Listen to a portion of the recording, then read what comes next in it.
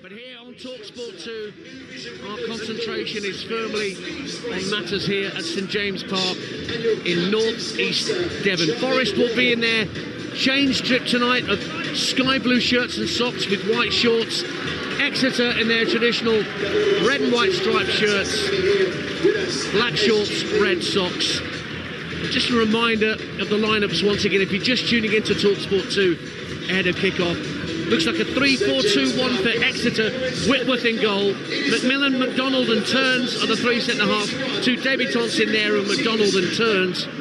Then Niskanen, Richards, Francis and Harper across midfield. Trevitt and Mitchell supporting McGuinness up top. For Forest, Miguel the keeper, Toffolo, Bolly, Sangare and Moreno in a back four. Yates and De Silva Moreira holding. Jota Silva, Danilo and Sosa in behind Awonyi in attack. And with the toss having been sorted out, our referee tonight taking charge in the middle is Andrew Kitchen. He's had a long drive, he's from Durham. That's even longer than your drive, Scott Minto. That's why I didn't drive. There you go, let the train take the strain. He's on the select group 2 list of officials, predominantly officiates at championship level these days. 67 yellows and 1 red in 2019. Great atmosphere, you can hear it all around us here at St James's Park. As Nottingham Forest get us underway, they are kicking from left to right as we look. We sit right at the back of the one-tier main stand. Forest are attacking the Thatcher's end, away to our right in the first half, and straight away Taiwo Awonyi and Jota Silva combined down the right-hand side. Yates, the Forest captain this evening, trying to get the ball off Vincent Harper, but Harper wriggles clear with the ball, and then the ball goes behind for what will be an Exeter City goal kick away to the right-hand side. We're probably level with the 18-yard line towards the Forest end, so the Thatcher's end is quite some distance. That's why Scott Minto's got the binoculars out. No, I've got the binoculars at every single game I'm at now, to be honest with you, mate. That's old age for you. Bad eyes. I must go to Specsavers. But no, listen, it's a great atmosphere for sure. You know, this is Exeter's biggest game for many a year, you could argue, almost the biggest game since 2005. Yes, Manchester United game, yeah. They got a replay to force Manchester United to come down here. Got beaten in the end, but it was said that game saved Exeter City. They'd not long become supporter-owned, still are, and are one of the few EFL clubs that regularly turn a profit. But selling people like Ollie Watkins, Ethan Ampadu, Matt Grimes, Ethan Ampadu, Jay Stansfield, doesn't do them too bad at all in terms of how they generate talent and move them on at the right time and get sell-on clauses. Thumped downfield for the first time tonight by Angus MacDonald, having just arrived at Exeter from Aberdeen. Gary Caldwell, the Exeter manager, with his knowledge of the Scottish game, went north of the border to bring MacDonald in. He's got lots of defenders missing, notably Piers Sweeney, who's the veteran of the Exeter back line, not available for selection tonight. Ball's back with Willie Bolly on halfway for Nottingham Forest. 2 minutes gone on Talksport 2. Sangare, his fellow centre-half, plays it right to Yates, out to the right-hand side, and it's tucked back in field by De Silva Moreira, and Forest just content to play it about at the back. Toffolo, out to the left-hand side. Infield it goes to Sangare. Sangare can see De Silva Moreira in space on the right-hand side. Picks it up now, tries to go round Harper, but Harper took the ball off his toe and then just hoofed it to the far side of the field in front of the advertising hoardings that adorn half the length of the pitch at the Adam Stansfield stand side. That stand is only half the length of the pitch, the other half is giant advertising hoardings and a TV gantry that's been installed for this evening only. Behind that, the houses of North East Devon and Exeter, with their lights just shimmering in this darkness, in this wonderfully appointed stadium. Exeter have possession, won a free kick. Francis was just clipped as he got towards the halfway line, and it does look like De Silva Moreira is playing right back and Toffolo left back. I thought it would be the other way round because Toffolo has played right back before, but that's more Toffolo's position in fairness to him. Yeah, he'd be much more comfortable in there, and yeah, it is interesting. De Silva Moreira's the right back, but looking to push on when they have the ball. He's almost like a wing back, and there's 3, and when they don't have the ball, he just tucks in as a 4. Well, here is De Silva Moreira, but he's been dispossessed by Harper, who's trying to win a corner. But he's actually kept the ball in play and whipped it into the near post. Oh, very nearly turned into his own net by Willy Bolly. But in the end, it just snaked wide of the near post at the end, just to our left.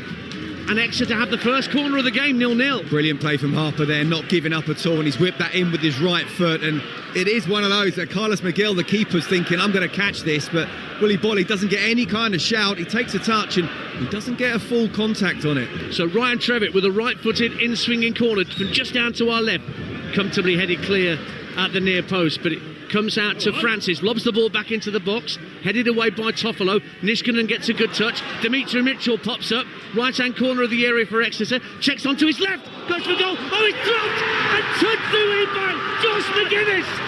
Exeter lead inside 5 minutes. Carlos Miguel could not hold the shot from Dimitri Mitchell from the right-hand corner of the area, and McGuinness, the veteran, pounced from close range. Shots on. Exeter City 1, Nottingham Forest 0. Oh, what a start. Look at the fans now. They can't believe what they've just seen. And to be honest with you, it's a massive mistake from Carlos Miguel. He's 6'8". He should be able to save that pretty easily. But to be fair play to Exeter, and it's come from the corner. But I have to say Vincent Harper did so well. And they just kept it in there. And once they get on the ball and get the shot off on the left foot, he's not able to get hold of that, Miguel. And I mean, it's basic goalkeeping. If you don't think you can get it, then tip it over. And if you think you can catch it, you make sure you do. You don't drop it down. Brilliant play, brilliant forward play from Josh McGuinness. What a wily old fox he is. Right place, right time. 1-0. 34 years young Josh McGuinness getting his 9th goal of the season, but none will have felt as good as that. And I have to credit as well Ed Turns on his debut, who turned the ball almost blind out to that right-hand corner of the area for Dimitri Mitchell, who then stepped inside on his left and curled that ball for the far post. Suspicion of offside against Josh McGuinness as that shot was taken by Mitchell, but we are in a VAR free zone. Interesting. I mean, weren't as many players offside as there were at Old Trafford on Friday night. No, but I think VAR would have taken a long time over that because it was very, very close. But we both teams know VAR free. Play to the whistle. Forest trying to respond. It's 1-0 to Exeter. Talksport 2. 6 minutes gone at St James Park. And Trevitt trying to keep it in play right on the touchline next to the Forest manager, Nuno Espirito Santo. Goals going in elsewhere, loads going in actually. Leyton Orient 2-0 up on Mansfield, Randall Williams.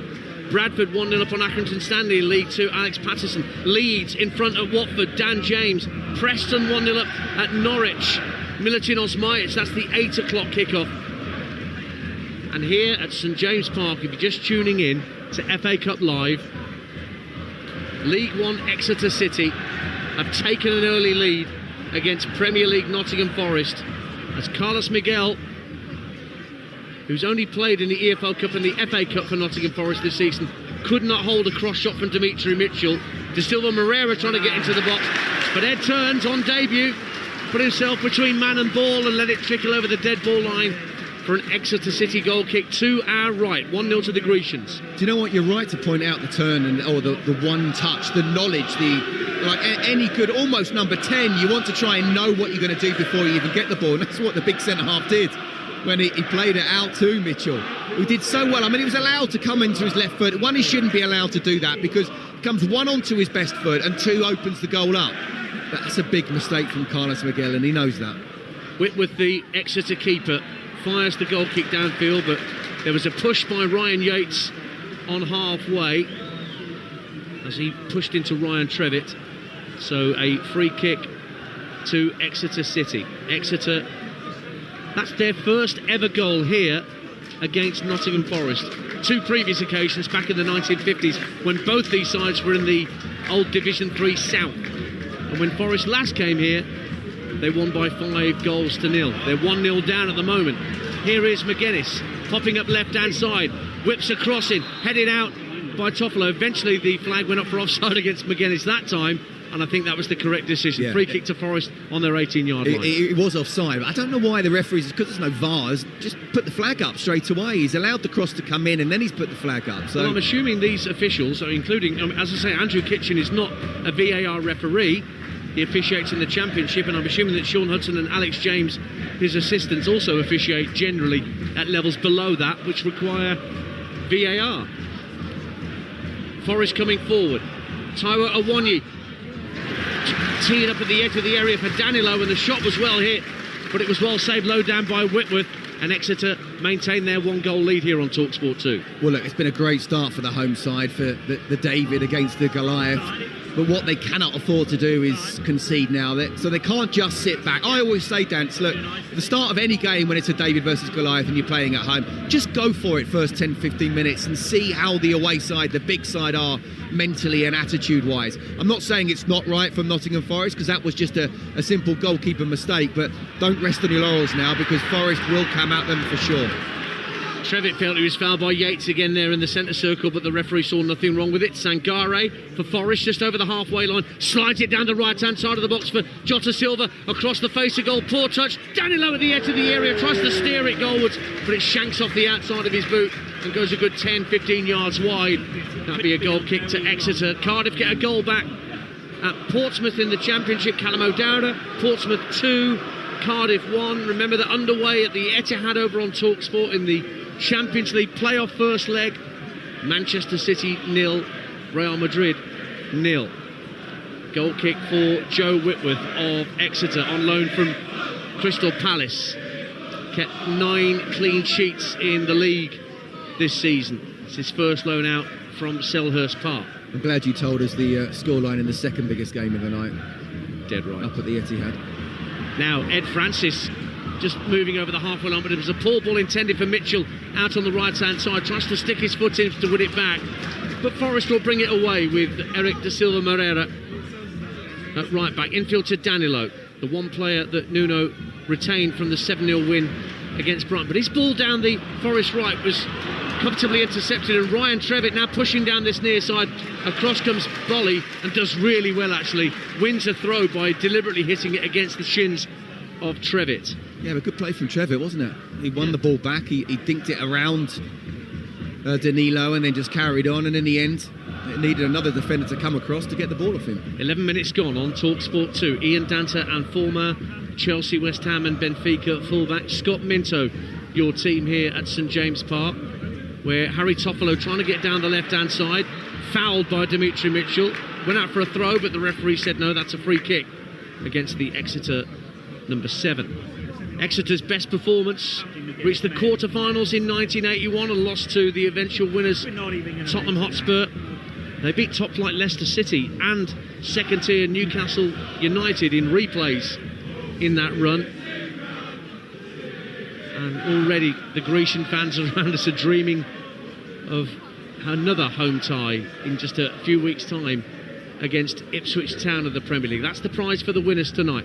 Forest free kick, slung into the area from out on the left-hand side, but Exeter get it half clear. Topo back into the box, but it will bounce kindly for Whitworth, who can sprint off his goal line and catch it around 8 yards out. Exeter 1, Nottingham Forest 0, 12 gone here at St James Park on a clear, chilly night, and the pitch is a bit of a leveller.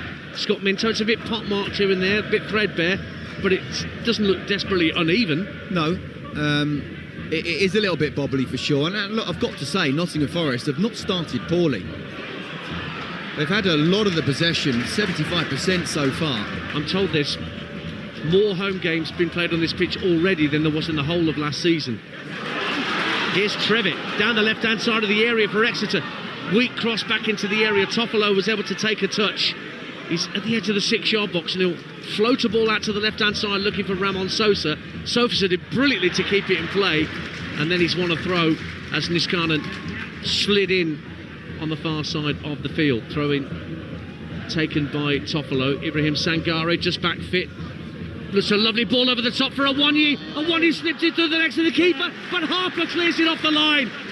Well, Whitworth came barrelling off his line, but Awoniyi was easily first to it played it through the keeper's legs at the edge of the area, but the pace wasn't on the ball, and it allowed Harper to get round and clear for what will be a Forest throw. Exeter 1-0 up. That's a wonderful opportunity, it really is. And Joe Whitworth, big talent on loan from Crystal Palace, totally misread that situation. Should not be coming out there because he was never going to get there first.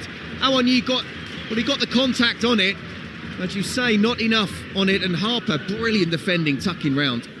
But it is a long throw to come in from the left-hand side for Forest. About 10 yards from the corner flag as they're attacking the Thatcher's End to our right, where the most vociferous Exeter support is. It's cleared away by the home side and headed away by Dimitri Mitchell towards halfway. Toffolo is there to retrieve for Forest. Down the far left-hand side, whips an early ball in from deep.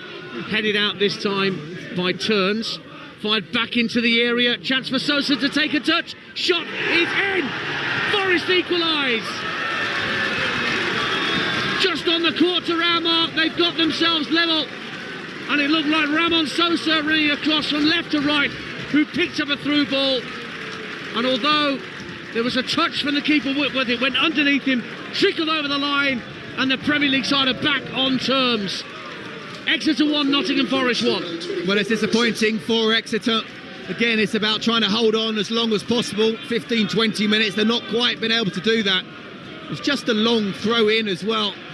And they've tried to get it out, but to be fair to Forest, a bit like the Exeter goal, they've just tried to keep the pressure on. And as they put the ball in, it's a simple ball. Forest, I think, have been excellent, I have to say, especially since that going 1-0 down. It's a great touch and bring down. And it's a really good finish in the end. It was Ramon Sosa who made a super run, super diagonal run from that left channel he's been operating in across to the right. First touch was sensational to bring it under control, and then slipped it underneath Whitworth. And we're all square at St James Park. The positive thing is absolutely it's a really good run, and it's a difficult run to pick up in a way, but it's one pass, so he should be able to see that. They should be able to get close. And there's enough extra players there, and even Joe Whitworth himself, he gets a touch on it, but not enough, and it goes in.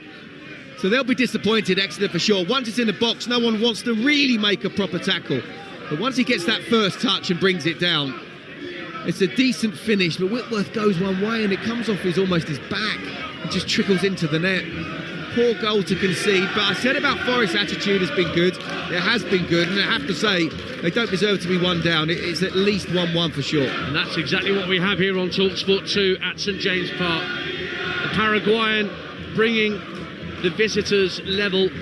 Scored against Brighton in the other game, not the 7-0. He scored in the 2-2, did Ramon Sosa. You're listening to Exeter 1, Nottingham Forest 1 in the FA Cup on Talksport 2 with Carling, the official beer partner at the Emirates FA Cup. It's 18 plus. Please drink responsibly. Ian Danter and Scott Minto with you. Watford 0 leads 2. Dan James with his, and leads his second of the night at Vicarage Road. And Birmingham City have just taken the lead against Cambridge. That's top against bottom in League One tonight at St Andrews.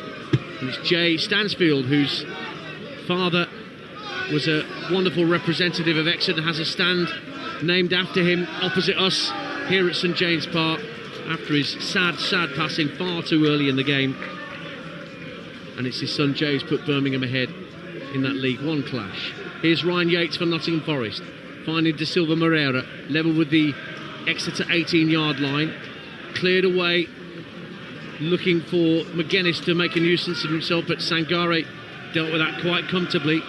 Leighton Orient 3, Mansfield 0 now. Ethan Galbraith with a third. Mansfield having one heck of a wobble, but it is their first season back at this level for quite some time, League One level that is. Third play to Leighton Orient as well after what happened at the weekend. Yep. Could easily been after the Lord Mayor's show.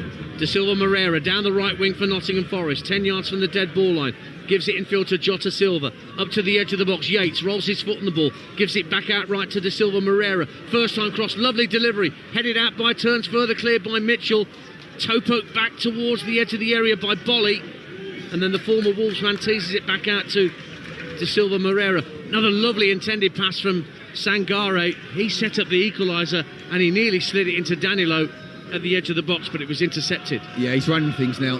Him and Yates in midfield, and Exeter just chasing shadows at the moment, trying to get close, trying to win the ball back. When they do, they're not able to give quality ball up to them again. The ball just keeps on coming back. And it's going to be difficult for Exeter to keep this up. I mean, don't get me wrong, they take 1-1 right at the end of the game and go into extra time, but it's all Forest at the moment. Erling Haaland's given Manchester City the lead against Real Madrid. Live on Talksport. Manchester City 1, Real Madrid 0. It's Exeter City 1, Nottingham Forest 1 here on Talksport 2 at St James Park. And Willy Bolly plays a long ball downfield. Sangari's now pushed forward as part of the attack. And now Awonyi tucks it back to De Silva Moreira. Cross into the near post, flicked on by Jota Silva. Out to the left-hand side, picked up by Toffolo. Rolls it back to Sangari at the edge of the area. Toffolo again. Now Sangari rolls it across to Yates, just to the right of centre, 25 yards out. Out to the right wing, and De Silva Moreira. He'll give it back to Yates, who's further out towards this near touchline now. Infield it goes once more to Sangare. Short pass backwards to Bolly. Yates. Now De Silva Moreira again, level with the 18-yard line. Tries across, it's deflected, and makes the catch much more comfortable for Whitworth at his near post. 1-1. Yeah, I tell you what, Exeter realised that they're coming up against a very good side. There may be 10 changes. Danilo, obviously, with the injury problems he's had this season, Nuno clearly wants him to try and get as many minutes on the pitch as possible. But him and Sangari are just absolutely bossing this game at the moment. By the way, it's half-time in the One Football League Trophy quarter-final to the racecourse, and Wrexham and Bolton are still tied at 0-0 in that game. So 1-1 here. Forest in possession with Harry Toffolo. Sangare takes over on halfway. Plays a short 1-2 with Danilo, who wants it again, but Sangare again trying a longer pass, picking out Jota Silva, but Exeter win it back. Francis guides it out to Mitchell, who tried to immediately fire it infield for Jake Richards. Leeds have got a third at Watford. What a first half they're having. Give the goal scorer in just a minute. Meantime, Forest out on the left-hand side with Ibrahim Sangare. Plays it too deep this time. He's trying those through balls almost all the time, the Forest centre-half, looking to bisect the lines, but this time it's overhit. Goal kick, Exeter 1-1. Yeah, and we talked about the sort of Plymouth-Liverpool game, Liverpool making the changes, and you know, it was a proper leveller with the pitch and playing away and the crowd as well. I think Forest's attitude has been superb, I really do. They didn't get their heads down at 1-0. The crowd have been completely quiet now since the equaliser, and it feels like it's just a matter of time. They're finding it difficult to even get into Forest's half, or certainly the final third as well, so they can try and keep the ball for a little bit, or at least get the ball, just turn the Forest defence, because at the moment it's all Forest in terms of possession. That's Scott Minto, you can hear, alongside me, Ian Danta at St James Park. It's game over at Vicarage Road already, not even reached half-time, and it's Watford 0, Leeds United 3, Manor Solomon with a third. And there's a problem for Joe Whitworth, the Exeter City keeper, who's sat down inside his own penalty area and needing some treatment to a problem with maybe his right calf or his right hamstring. Something's going on there that he needs sorting out. It might even be his knee as well. I don't know what's happened there. Very rarely get situations like that, especially so early in the game, and there wasn't any kind of collision. So I just wonder when he was trying to maybe kick the ball away, and he jumped up and caught the ball and came down, tweaked a ligament or something. So most of the Exeter players have come over to this near touchline to have a chat with their manager Gary Caldwell. Barely any of the Forest players want to come and have a chat with Nuno Espirito Santo. By contrast, only Jota Silva and now Ryan Yates, but they're coming over to take on water. I guess the manager might be saying, you got us in this mess, you get us out of it, and they have partly. It's 1-1. He doesn't need to say anything. No. They, apart from that one mistake from Carlos Miguel, you know, it's been all Forest. It really has. More live football for you tomorrow across our network. The Merseyside derby that was postponed because of Storm Darrett rearranged for tomorrow. Everton against Liverpool at Goodison. Adrian Durham with Sam Matterface and Stuart Pearce there for the last ever Merseyside derby at Goodison. And at the same time, over on Talksport at 2 here tomorrow night, Sheffield United against Middlesbrough in the Championship. Jim Proudfoot and Dean Ashton will be your team. And then Friday we've got Brighton-Chelsea on Talksport in the Premier League, QPR Derby in the Championship here on Talksport 2. Whitworth appears to be okay. We'll keep our eye on the Exeter keeper. Plays back underway. Forrest hooked the ball up towards the halfway line. Awonyu shows good strength to hold off turns and lay it off to De Silva Moreira. Gets up to the halfway line, the right back, and then lays it off to Willy Bolly. Bolly finds the Forest captain Yates. Sangare, very keen to push forward from centre half. He's not playing as a orthodox centre half in a 4 alongside Bolly at all. Ibrahim Sangare. He's happy to get involved high up the pitch. Long ball downfield looking for Danilo down the right hand side of the area. Harper takes a touch, prevents the corner kick. It's right in that corner flag area down to the left hand side, and then there's a foul on Jake Richards by Jota Silva, and that gives Exeter a free kick in their left back position. 1-1. Yeah, no, it's Toffolo that's playing as the centre half alongside Willy Bolly, and Sangare's playing in midfield, and he's, as I say, he's absolutely pulling the strings there. He's lending the ball at times. He's trying to play the through ball, and obviously one time it's worked, a couple of times it hasn't come close. We just do feel, I think that little pause in the game would have been better for Exeter than it would have been for Forest. And I just wonder what Gary Caldwell would have said, because they were getting overrun for sure, and as I say, to play like that for 90 minutes and try and keep it to 1-1, the need to somehow trouble Carlos Miguel, who clearly after that mistake would be a little bit worried when shots or crosses come in. But it remains 1 apiece, and we've played 25 minutes on Talksport 2. Birmingham have a second against Cambridge. An own goal makes it Birmingham 2, Cambridge 0. That is top against bottom in League 1. Toffolo in the centre circle for Nottingham Forest, floating it out to the right hand corner of the area. It'll drop for De Silva Moreira, just guides it down for Yates. Thought about a first time ball from that right hand corner into the Exeter box, but instead he gave it back out wide to Moreira, and then it goes out for a throw. 3-0 to Birmingham City now. Kieran Dowell gets his first goal for the club after a short-term move. Is that why you look like a Cheshire cat right now? What? You are painting a picture that is simply not true, Scott Minto. Right? How very dare you? Inside, I'm smiling. Flick on inside the area, and Awonyu just swung his foot at it. Half cleared by Exeter, then hooked right up into the area in the penalty box. The heads go up, and Exeter come away with it, and Richards is clattered into by Sangare, and the referee just comes across to make sure that there's no pushing and shoving afterwards. That's a little enlarged, isn't it? Wasn't it? I mean, Jake Richards has got to be 5'8" if he's not if he's even an that. inch. And Sangare, good 6'3", 6'4", bit of an unfair fight. But it is a free kick to Exeter. AFC Wimbledon have the lead against Crewe. They're 8 unbeaten, the Dons, and 3 points off an automatic spot. And Matty Stevens gets another goal for the Dons from the penalty spot. Free kick from Whitworth, sent downfield. Lob forward by Francis, but Toffolo will just guide it down for De Silva Moreira. And he will hit a firm pass down the Forest right, looking for Jota Silva. But Harper and Richards between them get it downfield, but there's nobody in a red and white striped shirt breaking down that left-hand side for the Grecians. So Forest have it back with the influential Sangare.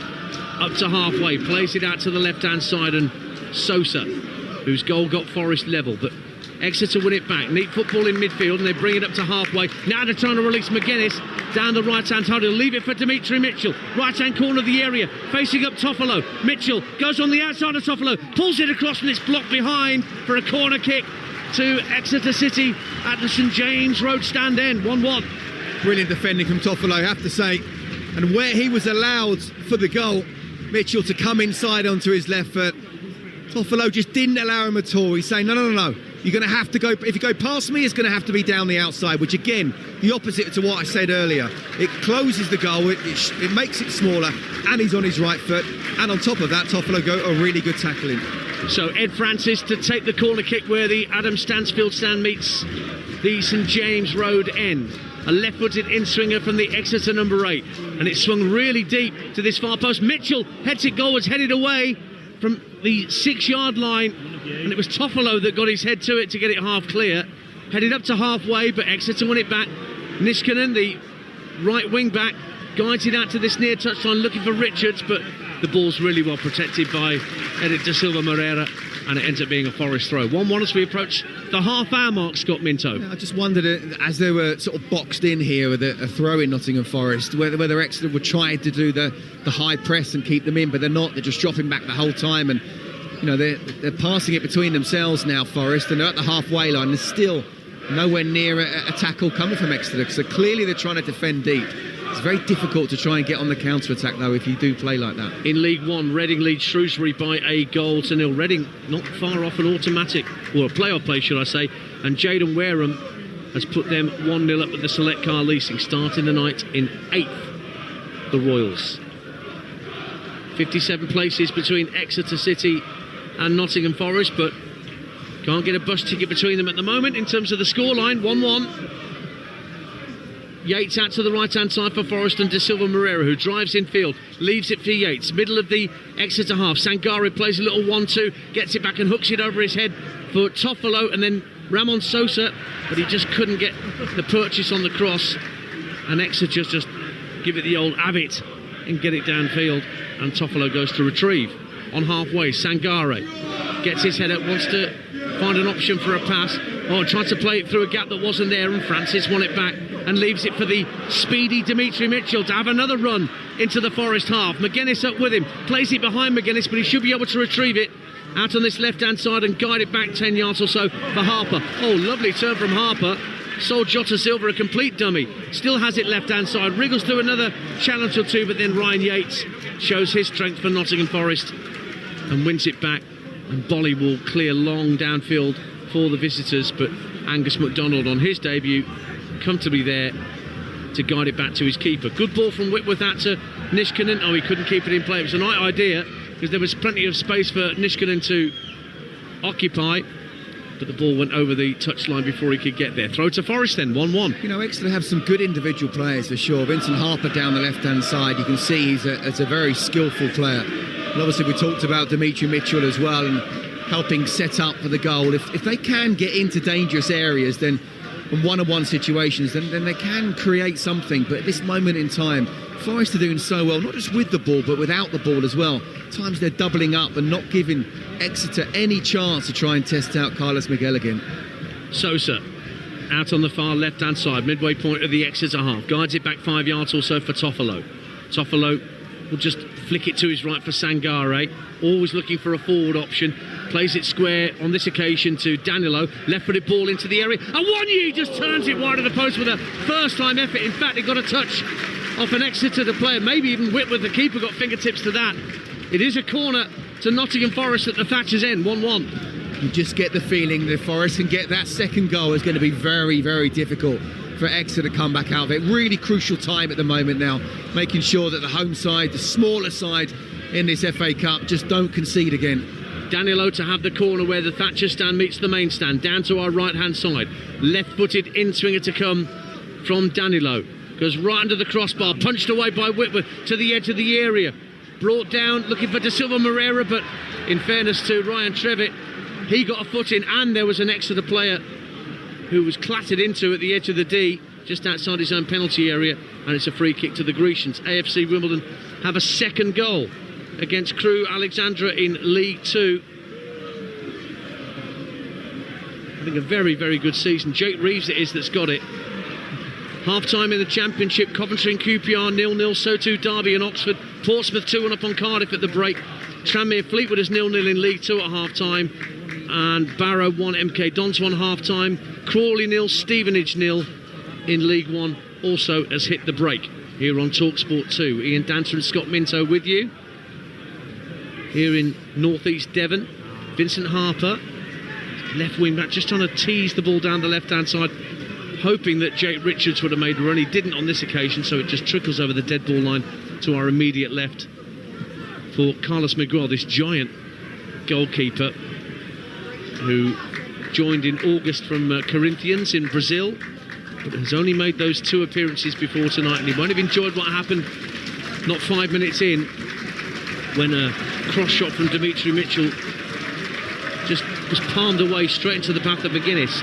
Now at the other end, Jota Silva wriggling into the box, trying to make space for himself. He gets dispossessed in the end. Harper brings it away, and he's fouled by De Silva Moreira, and that's a free kick down the Exeter City left-hand side. 1-1, we've got 12 minutes to half-time, Scott Minto. Yeah, you talk about Carlos Miguel, and I think the disappointing thing from Exeter's point of view is they haven't been able to test him since.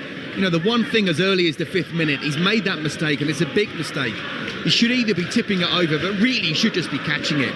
So it is a big mistake. There's given him the goal, and yet they haven't really tested him since. So if they can, even if it's almost rugby-like, just get the ball into the corner, get it over the top of Nottingham Forest, try and pin them in. But even when they do, they just kind of drop off again. So they're not testing Miguel or even putting themselves into a position where they could test Miguel. Premier League side just showing their tough ability to hold on to the ball and prevent their lower league opponents getting up ahead of steam. But here's Vincent Harper down this near side for Exeter, midway point of the Forest half, trying to go on the outside of Yates. Wins a throw as he hits it against De Silva Moreira, and he looks at his teammates and said, where was my option? But again, Forest so good, and this is what the top players do. They don't just be good on the ball, they're good without the ball, and they doubled up on him. Richards manages to knock it back for Vincent Harper, but a foot came in from Willie Bolly, so Harper just lets it go under his boot and out again for another throw. It's 10 yards from the corner flag on this near side to us. We're sat in the back of the main stand, so Vincent Harper is almost directly underneath our commentary position, and he gives it to Ryan Trevitt, who's got Ryan Yates at his back, trying to wrestle clear of the Forest captain, and he's conceded the throw to Forest in the end. Ryan Yates, as an academy graduate, will be one of those players who will be very important to Nuno Espirito Santo. He'll know, the importance of games like this and what they mean to the supporters who are massed around this end to our left-hand side from Nottingham. Do you know what? He started the season so well, and just in the last few weeks, not quite been playing as much, but people like him are so important in the dressing room. And one of the reasons why Nottingham Forest up there is not just what you see on the pitch, it's a culmination of what you see in the dressing room, the training grounds, day in, day out, and there's no doubt about it, he's a captain, he's a leader. He'll give Nuno exactly what he wants to do, and if he has to have a go at the players, he'll do that as well. So he's a proper Nottingham Forest boy for sure, and really important to decide whether he plays or not. Talksport 2 at St James Park. Exeter City 1, Nottingham Forest 1. McGuinness inside his own half, turns and motors toward the halfway line, gives it to Trevitt. Neat first touch from Trevitt, just couldn't get away from Willie Bolly, who just smothered him and got the ball off him. Juventus have taken the lead against PSV in the Champions League. Weston McKennie, the American with the opener for Juve at the Juventus Stadium, leads 3-0 up at half-time against Watford, so there's only one game still in progress in the first half in the Championship. That's where Preston lead at Norwich. Forest, left-hand corner of the area. Sosa leaves it for Ryan Yates. Yates just jinks out towards the left-hand corner of the box, works it back infield for Sosa. And then the Forest captain again finds the Paraguayan. Tries to sweep the ball out right for De Silva Moreira, but telegraphed the pass straight to Harper. But Harper tried to be too clever and tried to chop in field inside his own half, and Forest have won it back. Sangare fires the ball over to Awonyi at the edge of the area, turns, shoots and scores! Lovely goal from Taiwo Awonyi on a rare start for the number 9. He picked up the ball at the edge of the area from Sangare's precise pass, turned and just shot low into the corner. Whitworth was just a spectator, and Forest have turned it around with 7 minutes to half-time. Exeter 1, Nottingham Forest 2. Super goal. That's a great goal. It really is. And do you know what? Even if nothing had come of that, I was about to say, Dan, what I really like about Sangare is not just he wants to get on the ball all the time, but he's always looking up and trying to play that forward pass. And this time he does exactly that. We've talked about how a few times he's looked up. He obviously sets up Sosa for the goal. Other times he's come close. Other times he's been blocked. But he never gives up. He's always looking forward. It's a really good pass. But that is a wonderful bit of skill, first of all, by Awonyi. And then his left foot shot, 20 yards out. I mean, Joe Whitworth's not even moved. He's nowhere near it. By the time he's looked like he's thought about diving, it's in the back of the net. It's a wonderful strike.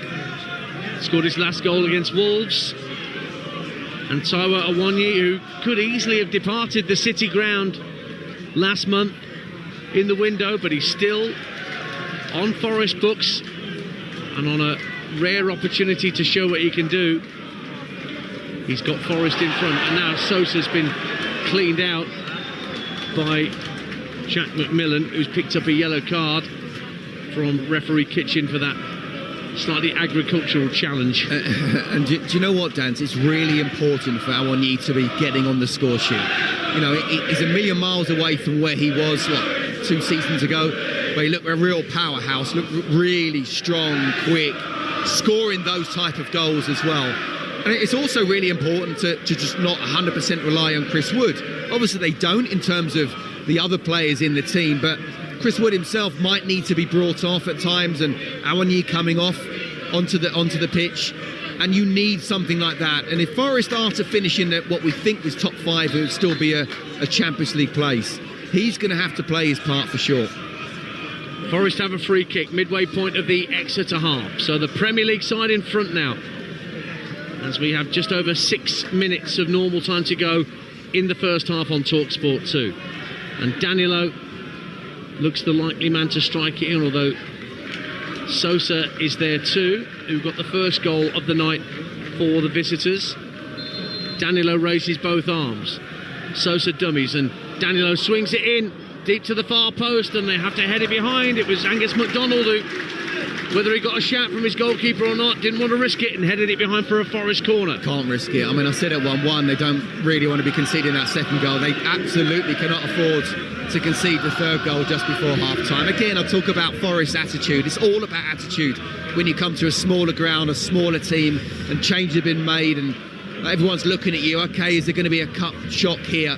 Doesn't look like it's going to be at the moment.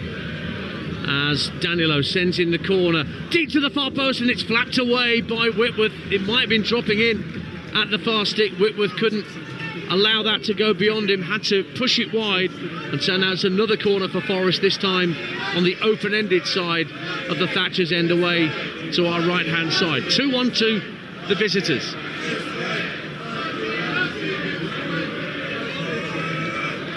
It'll be Sosa to take it, a right-footed in-swinger.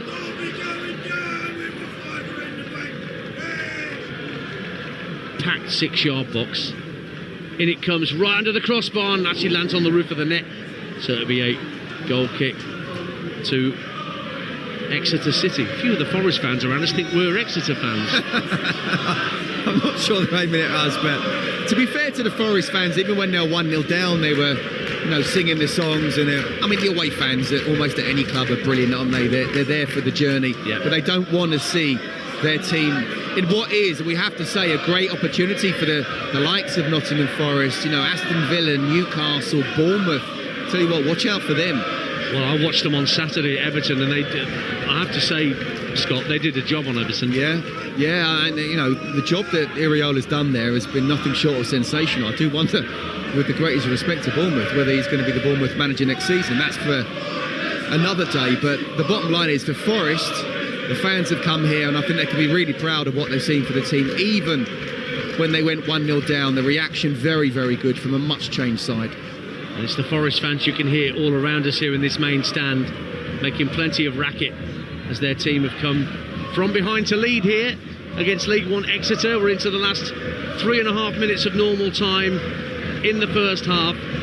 McGuinness with the early opener for the Grecians, but Sosa and Awoniyi have restored order, if you're looking at where these two teams sit in the pyramid. And look, we shouldn't be surprised, even the second string of Nottingham Forest should be able to beat Exeter even away from home. And if you look at the stats, for sure, 76%, 8 goal attempts to 3 and 5 to 2 on target. They have dominated, and I think that pretty much sums up the game so far.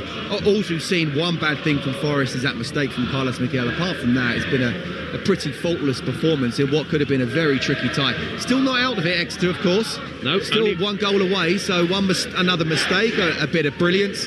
Can't afford to concede that third goal. You're listening to Talksport 2 in the Emirates FA Cup with 2.5 minutes to the break. Exeter City 1, Nottingham Forest 2. And here is Ramon Sosa and Sangare, who's been arguably the most impressive player on the pitch in the first half, playing a 1-2 with Danilo. He just looks, as I've said before in commentary about certain players, his only problem, Sangare, is the wind gets up, it's going to blow his cigar out.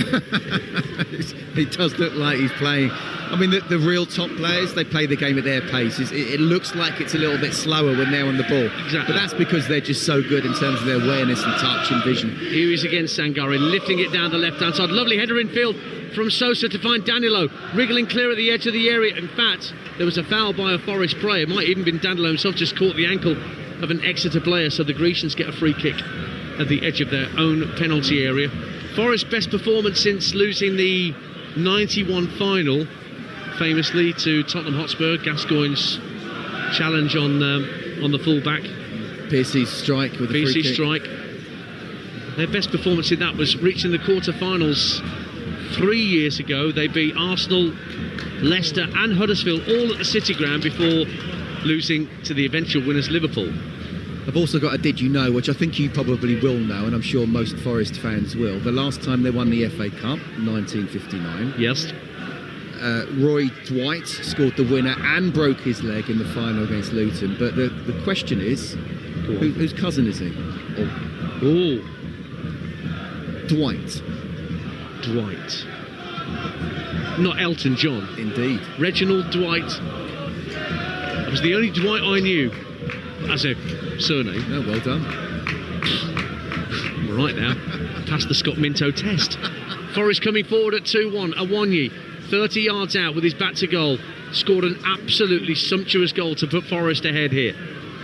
Here's the ever impressive Sangare, just turning away from trouble and firing a firm pass out to De Silva Moreira on the right-hand side. Plays a short 1-2 with Danilo. Then De Silva Moreira plays a deep cross into the edge of the area. McDonald heads it half clear. There was danger for a moment for Exeter, but then Ed turns, gets his right boot behind it. We're about to find out how much minimum stoppage time. 3 minutes that we're into now. On Talksport 2, Harper does really well to slide in as Danilo looked to release De Silva Moreira down the right wing. 2-1 Forest. He's impressed me, Vince Harper. He's looked good going forward. Looks like he's pacey. He's got good skill with that left foot. But he's also defended really well as well. Very much on the back foot. Sangare, who got 8 minutes on his return last time out. He was injured against Wolves back in August. Plays a diagonal ball into the area. Oh, he's in behind De Silva. Oh, and somehow it's screwed wide by Yates, right in front of goal. That should be 3-1. Another sensational pass from Sangare, this time over the top for Jota Silva. Played it across the face of goal, and Yates could have got down on all fours and just nodded it in, but decided to miss it. 2-1 Forest. Sangare's playing like Michel Platini, isn't he? Just get on the ball and just pinging balls for fun, just in between defenders or over the top as well. So's a great run, does so well, comes across. I still don't know what happened to Yates, why he couldn't just stretch himself, and it was literally 2 yards out. Well, our producer Sal is finding us a replay. We don't have the benefit of replay monitors here. Oh, there was an offside flag, says our producer back at base, Jack, so it wouldn't have counted, or if the flag had gone up, which I assume it must have done. But Yates was just slightly behind the ball, but the ball that cut out the defender from Sangare to find Jota Silva, offside flag or no offside flag, was just a thing of beauty. Brilliant. I tell you what, that was tight as well, wasn't it? Probably was just offside, but I can tell you from a defender's point of view, when you got someone like Sosa always trying to play on your shoulder, it's so difficult not knowing whether to try and hold the line or actually go with him. Danilo flicks it into the edge of the area, and it's put behind for a corner kick hurriedly by Exeter City. So as we edge towards half-time, with 2 minutes of the minimum, 3 gone, Forest have another corner at the Thatcher's end away to our right, where it meets the main stand, so it'll be another left-footed in-swinger from Danilo. And the ones he's hit so far have all been in or around Joe Whitworth's far post. Big moment now. Exeter cannot afford to concede. Another packed 6-yard area. In it comes from Danilo. Near post this time. Whitworth got something on it as he reached beyond the defender to try and get the punch, and there were enough red and white shirts there to get the ball clear. So Carlos Miguel will retrieve the loose ball as it was sent downfield. De Silva Moreira on halfway. Leaves it for Danilo. Gives it back to the fullback. Now Danilo again. Just jogs infield. Plays a square ball back to the halfway line, and Toffolo Sangare. Back into Danilo, just ahead of the centre circle. Now into the feet of Yates, who beats the challenge. Awonyi tries to do what he did before and get a quick shot away at the edge of the D. Snatched at his shot. Comfortable save for the keeper. And that's half-time in Devon. And Exeter City gave their fans a rip-roaring start in this fourth-round cup tie. After a corner was only half cleared, Dimitri Mitchell tried a shot from the right-hand corner of the area with his left foot. Carlos Miguel, making only his third Forest appearance in goal this season, couldn't hold the cross shot, and McGuinness bundled home from close range. But Forest grew into the game, and their quality is showed on a number of occasions. Ibrahim Sangare, outstanding. Ramon Sosa got on the first of the two assists that Sangare's provided this half, running across the line left to right, getting to the area and slipping the ball underneath Whitworth for 1-1. And then Sangare played a ball along the deck to find Taiwo Awonyi at the edge of the area, back to goal, turned, found the space, shot, found the bottom corner. Half-time score, Exeter City 1, Nottingham Forest 2. Scott Minto. Do you know what? Exeter got off to a really good start, obviously, in the first 5 minutes. That big mistake from Carlos Miguel. I just thought, even at 0-0 in the first 5 minutes, and especially after that reaction, little punch on the nose that Forest got, and I was here in Devon just a couple of days ago to witness. I think we can still say, even though that Liverpool's side wasn't a first team, still Plymouth beats Liverpool, and that is one of the biggest cup shocks in FA Cup history. And we're thinking, hold on a minute, we've got something similar. But the attitude of the Forest players, I think, have been absolutely spot on. I talked about how technically they're better players, even though there's been 10 changes, and therefore it's about the attitude. And Sangare as well. I mean, he's just been bossing it the whole first half. He's been excellent, playing at his pace, always trying to look forward. But with the runs of Sosa and Jota Silva as well, and Danilo just in behind, he had a couple of early opportunities. You almost felt like, no, something's going to happen here, that Forest are going to come back into it in the way that I didn't feel that Liverpool would come back into it against Plymouth. The thing, I don't mean to go on about Sangare, but he's been that good in the first half. We should. And it strikes me that Forest have been so brilliant this season in the Premier League, and he's not been part of it. And he's now just coming back into the reckoning to give Nuno Espirito Santo a selection headache. Scary, isn't it? Danilo coming back now as well. Yeah. So if anything, the squad's getting stronger as they come towards the business end of the season. And that's why you should not rule Forest out for anything this season as things stand. Can I rule them out of the title? Well, I only look at Liverpool and think just how many games they've got to play in a very short space of time before the next international not ruling break. Forest out for the title? Well, let's say Everton win tomorrow, right? Okay. Forest have got to play Liverpool soon, haven't they? No, they've played them twice. And they've played them twice? Yeah. They won at Anfield and they drew, didn't they, at the City Ground? Oh, that's right. They've got Manchester City and Arsenal to play. But Liverpool have got 5 games in the next 15 days from when they play Everton. That's going to stretch anybody's squad, even a squad like Liverpool that, thankfully for Arne Slot, hasn't got many injuries. But back to tonight, and quickly on Leicester before we Exeter before we break. Showed great tenacity in those early minutes. You said, go at them, see what they're made of. But once Forest got a foothold in the game, Exeter have found it very, very tough, haven't they? They have, and it's not been a 3, it's been a 5. And most of the time, Forest have had the ball, so it's like a 5-4-1. And do you know what? The pitch is quite bobbly, and yet Forest is still excellent in terms of their passing. In terms of what Exeter can do, well, they've just got to try and hang in there first and foremost, and find a way to try and get the ball up further up the field, get McGuinness a little bit more on the ball as well. I do like the look of Vincent Harper down the left and Dimitri Mitchell just playing a little bit further forward on the right. If they can get the balls to them in the final third, then something can happen like we saw with the goal. But at this moment in time, it's almost just hang on there, get 10-15 minutes and then try and just get it in the box and see what can happen. There is only one goal in it though, so Exeter City still have something to aim at in the second half here, live coming up on Talksport 2. But Forest have had nearly 80% possession and they've made it count, coming from behind to lead here in Devon. At the break, it is Exeter City 1, Nottingham Forest 2. Talksport 2, official broadcast partner of the Premier League and the EFL. The Emirates FA Cup, live on Talksport 2 with Carly. What a driver, what a goal! The official beer partner of the Emirates FA Cup. 18 plus, always drink responsibly. You might want to step back from your speaker or remove your headphones. Yes! I can't. I just can't believe it. Mark's found out he's won £11.4 million on Lotto. This is just... I don't... You know what? I've got tears in my eyes. Yep, that's 11.4 million. Lotto, will you be the next millionaire? The National Lottery. Rules and procedures apply. Players must be 18 or over. With over 50 years' experience, at Fidelity, we believe there's a difference between investing and being invested. Investing is having access to guidance, tools, and expert insights. Being invested means feeling confident about your future.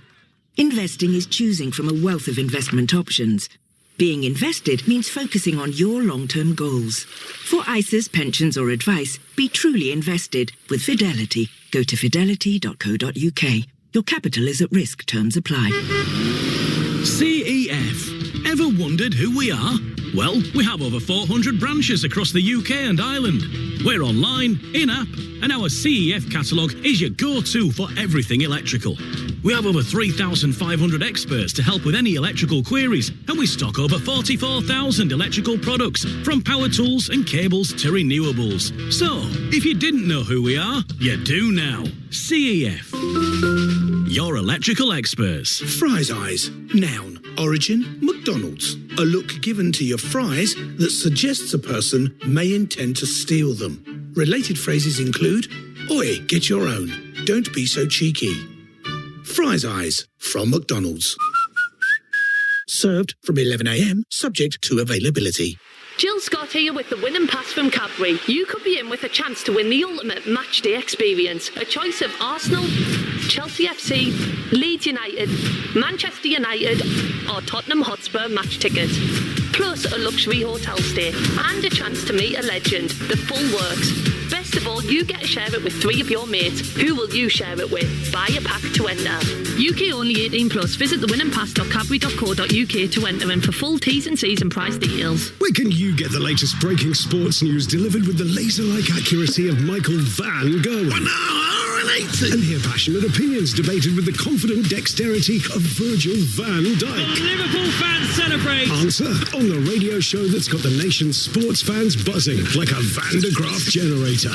Early breakfast with Shabana Hearn. Weekday mornings from 5 on Talksport with Adrian Flux Van Insurance. Insurance for the individual. Search Adrian Flux Van Insurance to find out more. On DAB+, online, via the Talksport app, and on your smart speaker. The FA Cup live on Talksport 2. Welcome back to St James Park in North East Devon. The half-time score here on Talksport 2 is Exeter City 1, Nottingham Forest 2 in this FA Cup 4th round tie for the right to face Ipswich at home in round 5. Let's take a look at the half-time highlights in partnership with Carling. Emirates FA Cup half-time highlights on Talksport 2 with Carling. Brilliantly refreshing from the first sip to the last. 18 plus. Always drink responsibly. Dimitri Mitchell pops up, right-hand corner of the area for Exeter, checks onto his left, goes for goal, oh, it's dropped, and touched away by Josh McGuinness. Exeter lead inside 5 minutes. Carlos Miguel could not hold the shot from Dimitri Mitchell from the right-hand corner of the area, and McGuinness, the veteran, pounced from close range. Shocks on. Brilliant play, brilliant forward play from Josh McGuinness. What a wily old fox he is. Right place, right time. Back into the area. Chance for Sosa to take a touch. Shot is in. Forest equalised. There was a touch from the keeper Whitworth. It went underneath him, trickled over the line, and the Premier League side are back on terms. I think they've been excellent, I have to say, especially since that going 1-0 down. It's a great touch and bring down. And it's a really good finish in the end. Flies the ball over to Awonyi at the edge of the area. Turns, shoots and scores! Lovely goal from Taiwan Awonyi on a rare start for the number 9. And Forest have turned it around with 7 minutes to half-time. Exeter 1, Nottingham Forest 2.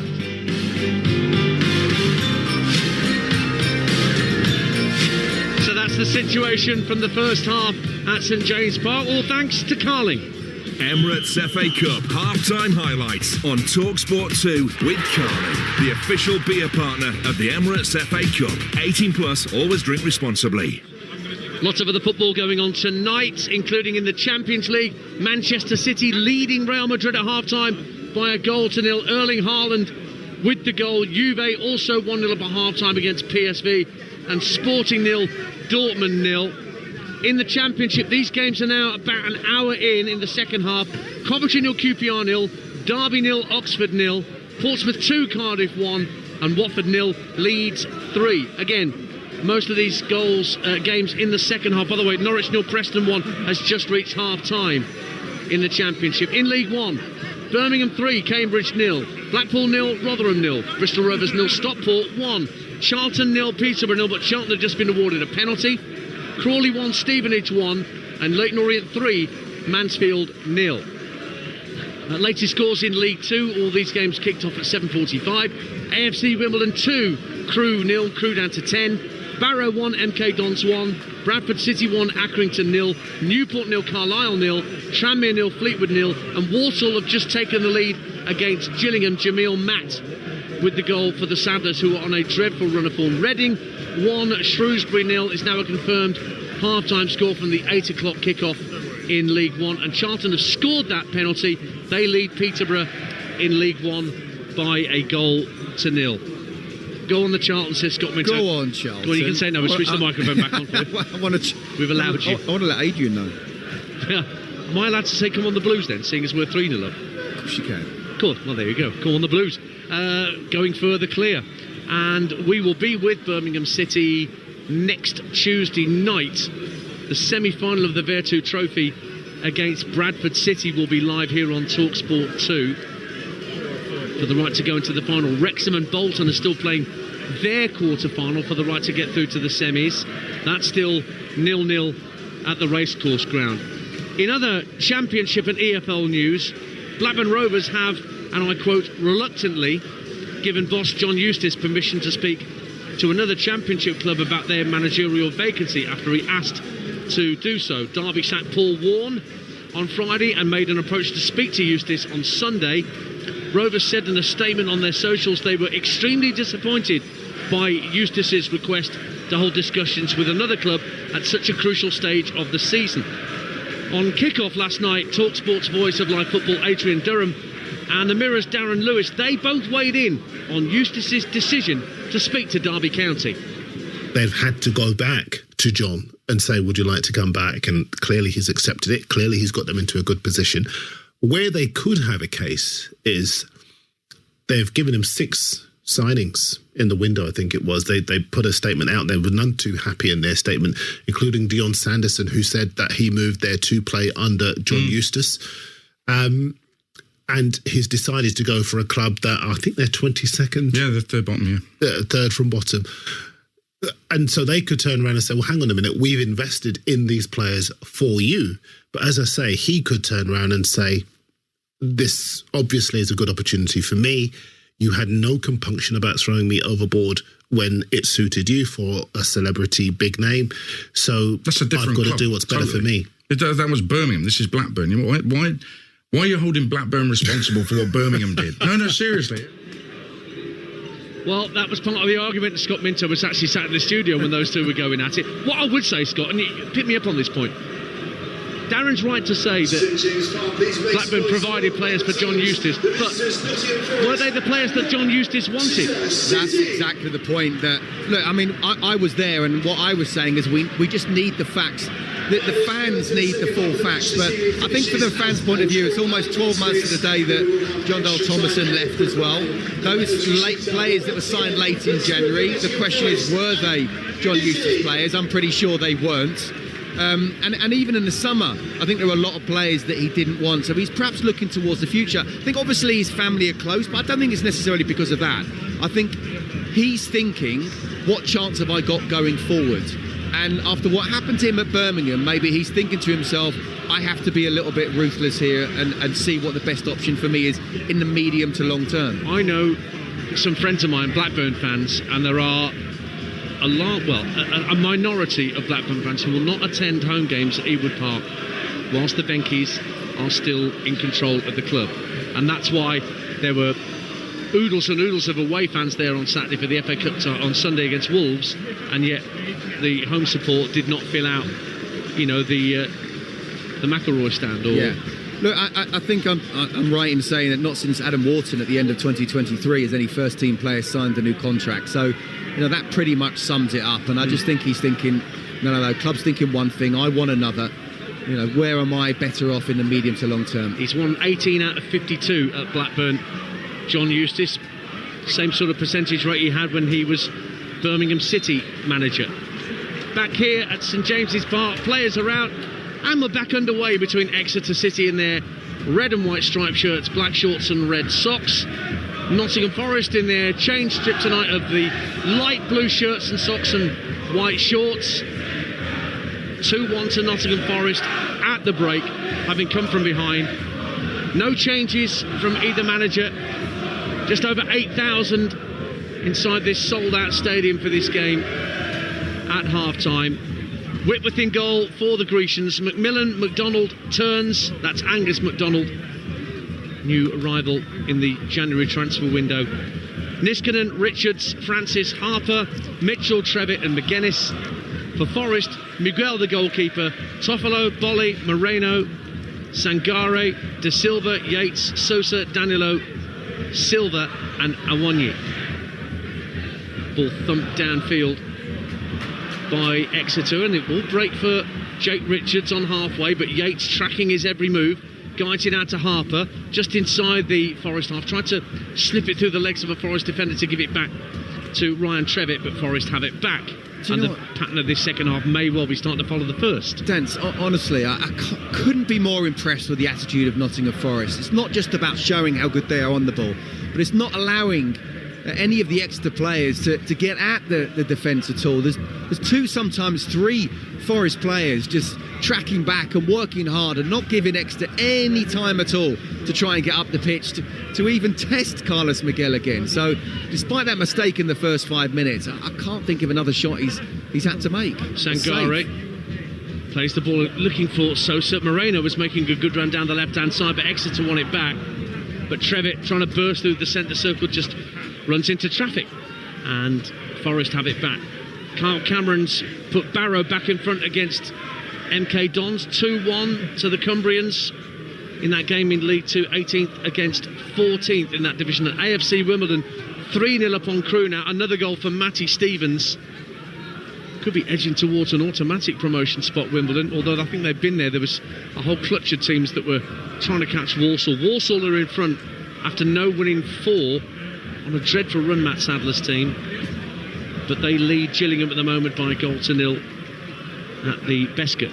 I just wonder, and despite them being 2-1 down, you sort of think, can you put a forward on? I wonder if we bring on the likes of Ryan Woods might just get them to get hold of the ball a little bit better and have a bit more control of the game, and therefore be able to get up the pitch with a bit more control, because they haven't got any at the moment. He wouldn't be shy about making a challenge, knowing Ryan Woods as I do, from his days at Hull and from Birmingham. That's a free kick as Niskanen was brought down by Moreno down the left-hand side. Sangaro was just strolling away with the ball at his feet and ready to hit another wonderful Hail Mary pass to feet downfield. But instead, Exeter have been awarded a free kick. And 4th goal for Leeds at Watford.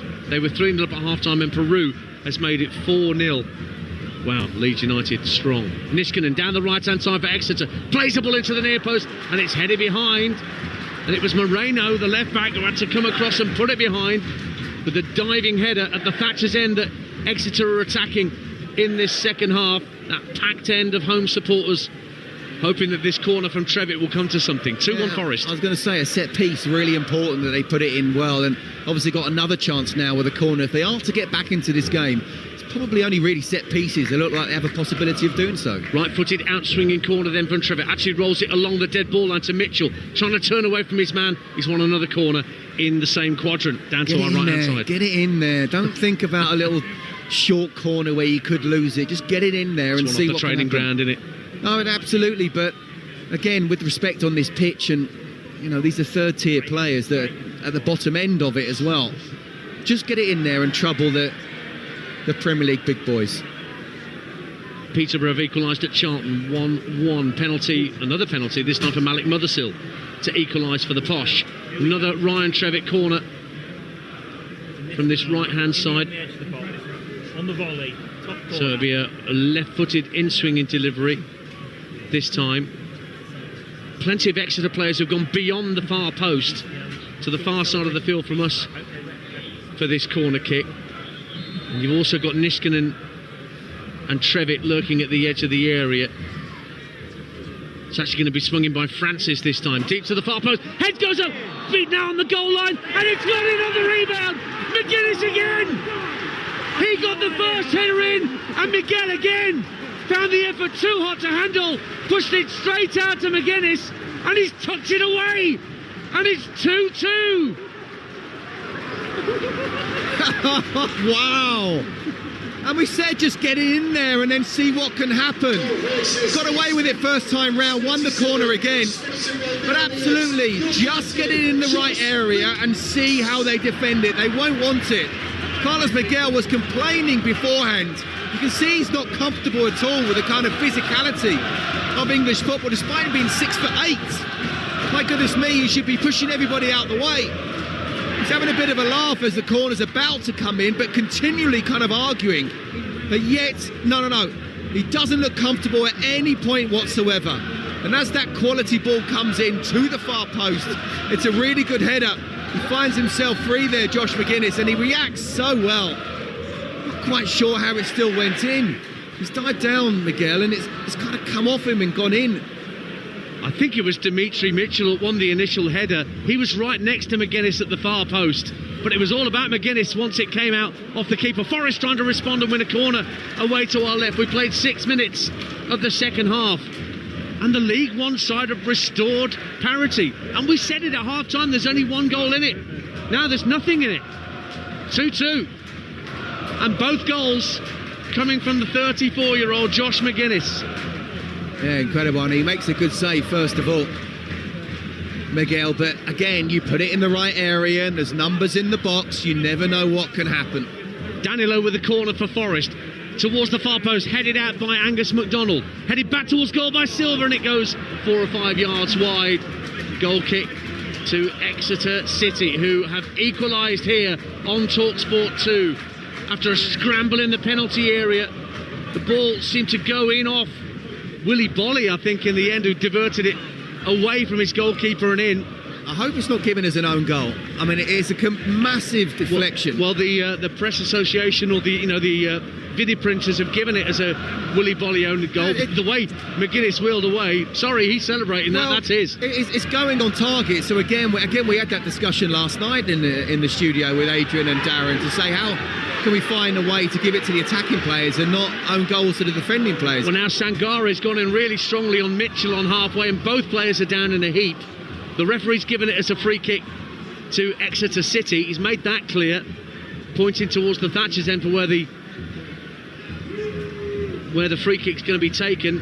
And Sangare lying on his side, Mitchell already sitting up, and Forest fans will not want to see Ibrahim Sangare with another injury so soon after coming back into the Forest side. He's getting treatment, 2-2. He's been absolute class tonight, the best player on the pitch for sure.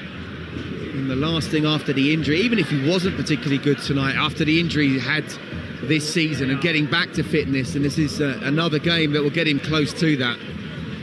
Hopefully he'll be okay.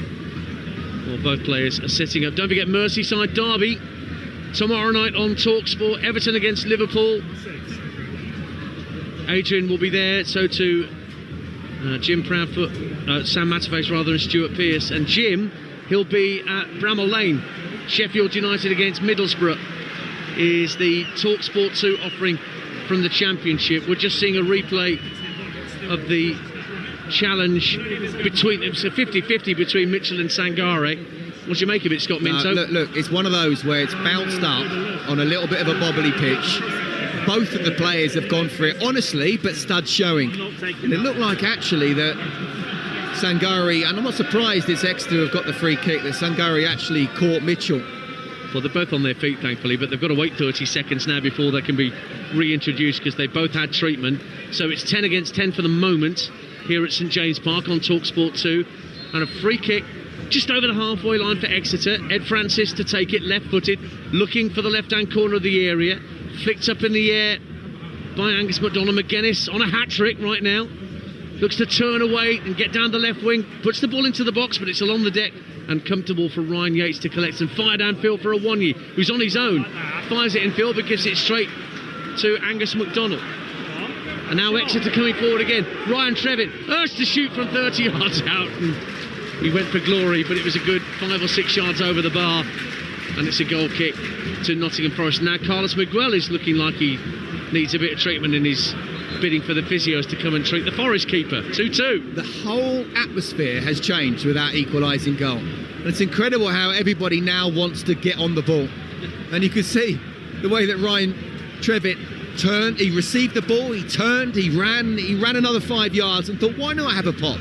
In the end, it was well over, but you can just see the confidence, the body language now on the home side. They believe they can get something out of this game. And by that, I mean winning within 90 minutes now, not just taking it to penalties. Extra time also available. 10 minutes gone, second half. You're listening to Exeter City 2, Nottingham Forest 2 in the FA Cup on Talksport 2 with Carling, the official beer partner of the Emirates FA Cup. It's 18 plus. Please drink responsibly. Super League's back on Thursday night here on Talksport 2. The start of a new season. Wigan Warriors, who swept all before them, will be taking on Lee Leopards. Mark Wilson and the team. Give Super League a listen. Mark is absolutely outstanding. Brilliant commentary on a fantastic sport, and will bring you regular Super League commentaries right the way through to the grand final at Old Trafford come October later this year. And tomorrow morning, the final ODI between England and India. The white ball tour concludes tomorrow. England are 2-0 down, but they need to show a good performance with the Champions League trophy just around the corner in Pakistan. And our coverage starts at 7 a.m. tomorrow morning with Neil Manthorpe, Steve Harmison, Chetan Narula in India. And the match will begin at 8 a.m. prompt. We'll keep you updated on TalkSport throughout the day as well with what's going on in that third ODI. But if you want ball-by-ball exclusive commentary, TalkSport 2 is the place to go. Miguel just being led off the pitch, and it looks like Forest are going to have to bring on Matt Sells here. Not a good night for the Brazilian keeper on his third appearance. He failed to deal with the initial shot from Mitchell that was bundled home early on by McGuinness. He parried out the ball for the equaliser. You can't really lay too much blame on him for that. Now he's gone off injured. And the Belgian Matt Sells, who's been arguably pound for pound the best goalkeeper in the Premier League this season, when you think about the outlay to bring him in, he's going to have to come on here. And he wouldn't have expected to. No, I think when you looked at the bench and you're saying, right, who could come on? Well, maybe Gibbs White or Chris Wood or Elanga. Matt Sells would be the last one you think, and he'd probably be thinking that as well. So now he's got to get his head into sort of match gear. But you're right, I think pound for pound he has been the best goalkeeper. He's been sensational this season, so I don't see a problem. Joined from Strasbourg last season, 10 clean sheets in the Premier League so far this season. And he has won a few caps for Belgium as well. And you're up against Thibaut Courtois there, which is not the easiest goalkeeper to dislodge, I would imagine, in an international setting. Goals going in elsewhere. Walsall 1, Gillingham 1. Robbie McKenzie equalises for lowly Gillingham. 19th in the table, no win in 9 for the Gills. Shrewsbury have equalised at Reading. And Shrewsbury themselves are just 2 places off the bottom. But back-to-back wins, and they're level at the Select Car Leasing through Taylor Perry. And Juve 1, PSV 1, Ivan Perisic, the Croatian once of Spurs, has the goal. And also Danilo is coming off, and Nicolas Dominguez is coming on for Nottingham Forest, a straight swap in central midfield. Scott Minto. 2-2 the score here. Yeah, interesting. Obviously one enforced. One you would think that, I mean, Danilo's been out a long time, so maybe it was one of those where it's okay, give us 60 minutes and then we'll take you off, and Dominguez can come in and make the difference as well. I think Danilo started the game really well, had a couple of early shots, and the keeper had to save certainly one of them. The other one went just wide, and after that not quite been involved as much. Again, I talk about Sangare, he's the one who's bossing this game, even in the second half as well. But back on level terms now, and this crowd, as well as the players, believe they can definitely get through to the next round. Carlos Miguel just disappearing down the tunnel beneath us, having been substituted. We're back underway with Sells out on the pitch as well as the replacement keeper for the visitors. 2-2 as we approach the hour mark on Talksport 2 in the FA Cup. Ramon Sosa herring after a ball down this left-hand side, but it's overhit, this time by Sangare. That's a collector's item, certainly when tonight is concerned, and that will mean a throw into Exeter, but it is deep in their own half, and Forest will try and hem them in here. Jack McMillan will take the throw, one of the three centre-halves for the Grecians. Trevitt comes short, but McMillan is looking down the line instead, looking for the flick on. Actually gets an inadvertent flick on from Moreno, but Forest will tidy up and get the ball back on halfway with Bolling. Forest just need to reassess themselves. You know, since the goal, when they went 1-0 down, I felt they were still very much on the front foot.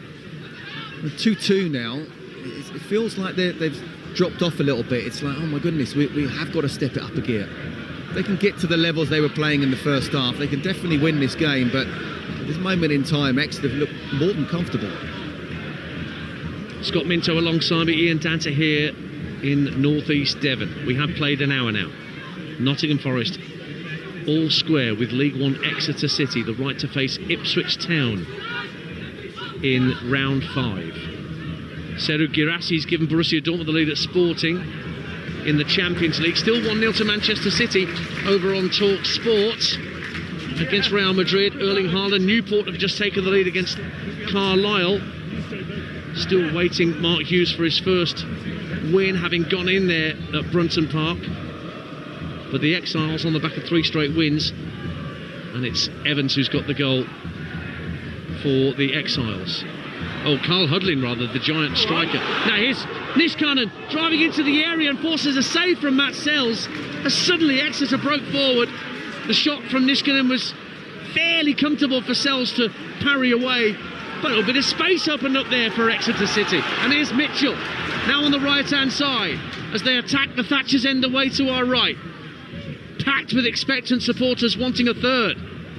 Mitchell again, having played a 1-2 with McMillan, works it back in field for the centre half, but Forest have got players back, and then Sangare is being hassled and harried by McMillan, works it back to Moreno, and now Toffolo, and now Kylian Mbappe's equalised for Real Madrid at the Etihad, live on Talksport. 1-1 in the Champions League. Long ball downfield for Forest, it's headed on by Ramon Sosa, looking for a Wonyi, but cleared away by Angus MacDonald. Action at both ends here. Good chance for Exeter, that. Great opportunity, and dare I say it was a right wing back rather than a striker. He just tried to strike it rather than actually aim into the corner, and he went straight at Matt Sells. He should be making that save. But the way they were cut open there, Nottingham Forest, that'll be worrying for Nuno. 2-2, 62 and a half minutes gone at St James Park. Extra time and penalties if required tonight, may I remind you. Vincent Harper, another barrelling run down the left-hand side, trying to outpace De Silva Moreira, and Moreira gets a foot in, and that's a throw for Exeter, pretty much level with the 18-yard line at the Nottingham Forest end of the pitch. And Harper, not necessarily sure he's a long throw specialist, but he's pulling up his socks.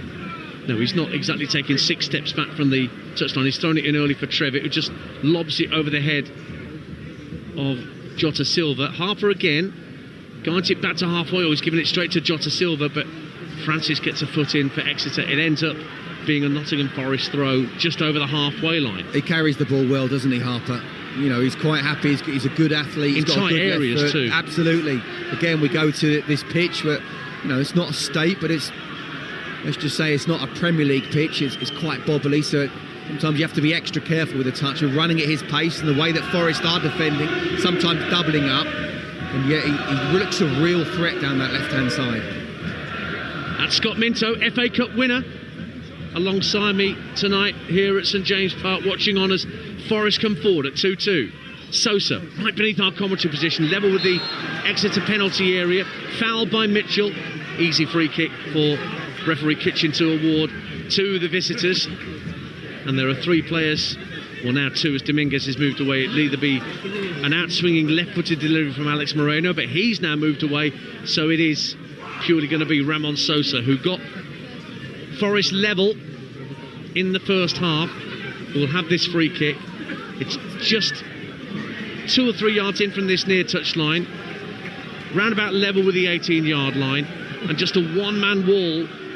Vincent Harper standing at the edge of the penalty area down that left-hand side of the box to try and protect Whitworth's near post. Exeter holding their line around the penalty spot. Forest trying to stay onside. In comes the delivery from Sosa, swirling to the far post. Sangari was the target, but it was headed away by McDonald. And then Jake Richards protecting the ball well under pressure from De Silva Moreira. And he wins a throw off the Forest fullback, and Exeter can clear their lines. Brilliant from Exeter, it really is. And again, I'll go back to the fact of the first half. You know, even 1-0 down, I thought, no, Forest look good here. They look really positive. They're trying to play the ball forward. They will score at some point. Now they don't have that control that they had in the first half. I'm not suggesting that Exeter will definitely go on and win, but what I am saying is I'm not sure now that Forest will go on and win within 90 minutes, as it stands. Well, Wrexham have won. They're through to the semi-finals of the Football League Trophy. An Andy Cannon goal 20 minutes from time. It finished Wrexham 1, Bolton 0. So the Hollywood Club are in to the last 4 of the Football League Trophy. Here's Sangari for Nottingham Forest. 25 minutes to go of normal time. Yates spots a run of Sosa just inside the area. Sosa heads it across the 18-yard line. Brave header from Turns, but it's broken for Yates in the centre of the Exeter half. Has to turn and feed it back to the halfway line. Toffolo out for Moreno. Moreno finds Sosa on this near side. Now Sangari, always getting his head up, floats the ball into the box, headed away by Turns again. Comes out to De Silva Moreira. Wayward strike. And it was blocked away, but only as far as Sangari inside left for Forest. Oh, it's a lovely through ball, but Moreno just couldn't collect it. It was fiercely hit his way along the deck by Sangari, but he just couldn't take it in his stride, and it's a goal kick to Exeter City, 2-2. It had to be, though. He really had to ping it in, because there was about 3 Exeter players that he had to get it past, and he very nearly did it as well. Moreno had just been able to get a little bit of a better touch. I'm not blaming him for it. It's a good run into the box of him. Again, that forward pass from Sangari all the time. You know, he's that big physical beast, isn't he? But he's so good on the ball. His vision, his touch, his awareness, and also his passing as well. Very nearly got them in. Exeter 2, Nottingham Forest 2. Birmingham City 4-0 up on Cambridge now. Luke Harris with the 4th at St Andrews. And here comes Awonyi down the left-hand side for Nottingham Forest. Taking McDonald out there with him, swirls the cross in. Just over the head of the diminutive Jota Silva. Nobody got a touch. And it is merely an Exeter goal kick with a quarter of the game to go. 67 minutes gone, 2 apiece. I'm not sure how Awonyi was actually thinking there as he put the ball in there. Diogo Jota, what is he, about 5'6", 5'7", and there's 2 players around him as well. You ever score with a header? Yeah, I score with a header, yeah. There you go. Yeah, I'm 5'10". Yeah, you're not Jota size. I'm big compared to him. You are. You ever been an underdog as well? I mean, you've won the thing with Chelsea against Middlesbrough 97. Yeah, no, in 93-94 season, I was at Charlton. Yeah. And we drew 0-0 against Blackburn at the Valley. And we beat them 1-0. Darren Pitcher, God rest his soul, scored the winner. Oh, yeah. And the very next season, Blackburn won the Premier League. So they had all the Shearers and the Sherwoods. And so, yeah, know exactly what it's like, both sides. Well, the shot was on early on. It's in the balance now at 2-2 on Talksport 2 as Sosa brings the ball in field and finds Yates in the centre of the Exeter half. Options left and right. Goes right for De Silva Moreira, faced up by Vincent Harper. Harper's forcing him back to halfway. And Bolly lifts the ball into the area looking for the run of Moreno. And Niskanen watched that really well and knew it could bounce off the harder surface and loop over his and Moreno's heads in behind for an Exeter goal kick, 2-2. Look, 2 things there. One, really good defending from Niskanen, because you're right, he's facing his own goal. He knows he's got someone behind him. The temptation is just literally to head it out for a corner because you don't want to leave it. But because he knows how the bounce of the ball here on the pitch, he realised he could almost get the opposition player past him and then just let it go. Second thing is the fact that ball came in from about 30-40 yards shows that that Forest are almost just, again, I go back to, they haven't got that control. They're not dominant. They're not able to put the ball in, and Sangare doing it from 25 yards in. They're doing it from 45 yards in, and that makes it easy to defend. In the Champions League, Sporting 0, Borussia Dortmund 2. Pascal Gross with the second for Dortmund. Still 1-1 at the Etihad, live on Talksport, between Manchester City and Real Madrid in their first leg of the playoff round to get to the last 16. Here is Dominguez, just on the field as a substitute in the second half for Nottingham Forest at 2-2. Gives it back to Sangare, 30 yards out, plays it infield to Yates, just ahead of the D. Now it goes out to Alex Moreno, left-hand side. Swings a neat left-footed ball in, headed away comfortably and strongly by Angus MacDonald. Trevitt is brought down, goes over the right thigh of Ibrahim Sangare and wins a free kick for Exeter midway point of his own half. 2-2. Yes, it's good play, and it just kills the game a little bit. You know, it's Nottingham Forest who want the game to be at fast pace because they got the better players and they can find the openings. It's Exeter just want to try and slow it down as much as possible. Brought the foul, and it just calms down for 30 seconds or so. Well, there are changes afoot, and Caleb Watts is going to come on for Exeter City to replace Ryan Trevitt. So an opportunity for Watts, who joined a year and a half ago. He was a Southampton Academy graduate. Just one goal this season against Rotherham. And Ryan Yates, the Forest captain, is coming off, and Elliot Anderson, who's been really keeping Yates out of the side because of his excellent ball, is coming on. And how about this? Ibrahim Sangare had a terrific game. He's coming off. It's only Morgan Gibbs-White coming on to replace him.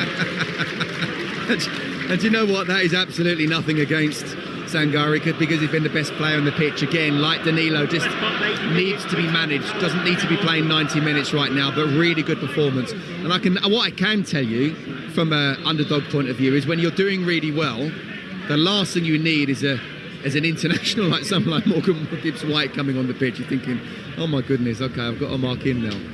Well, Watts has gone up alongside McGuinness. He's definitely playing in an advanced position, Caleb Watts. And Gibbs-White is quite close to Awoniyi in those forward areas. I think he will try and link up with Awoniyi as much as possible. Anderson at the base of the midfield, just over the halfway line, gives it to Gibbs-White, who for now has dropped short.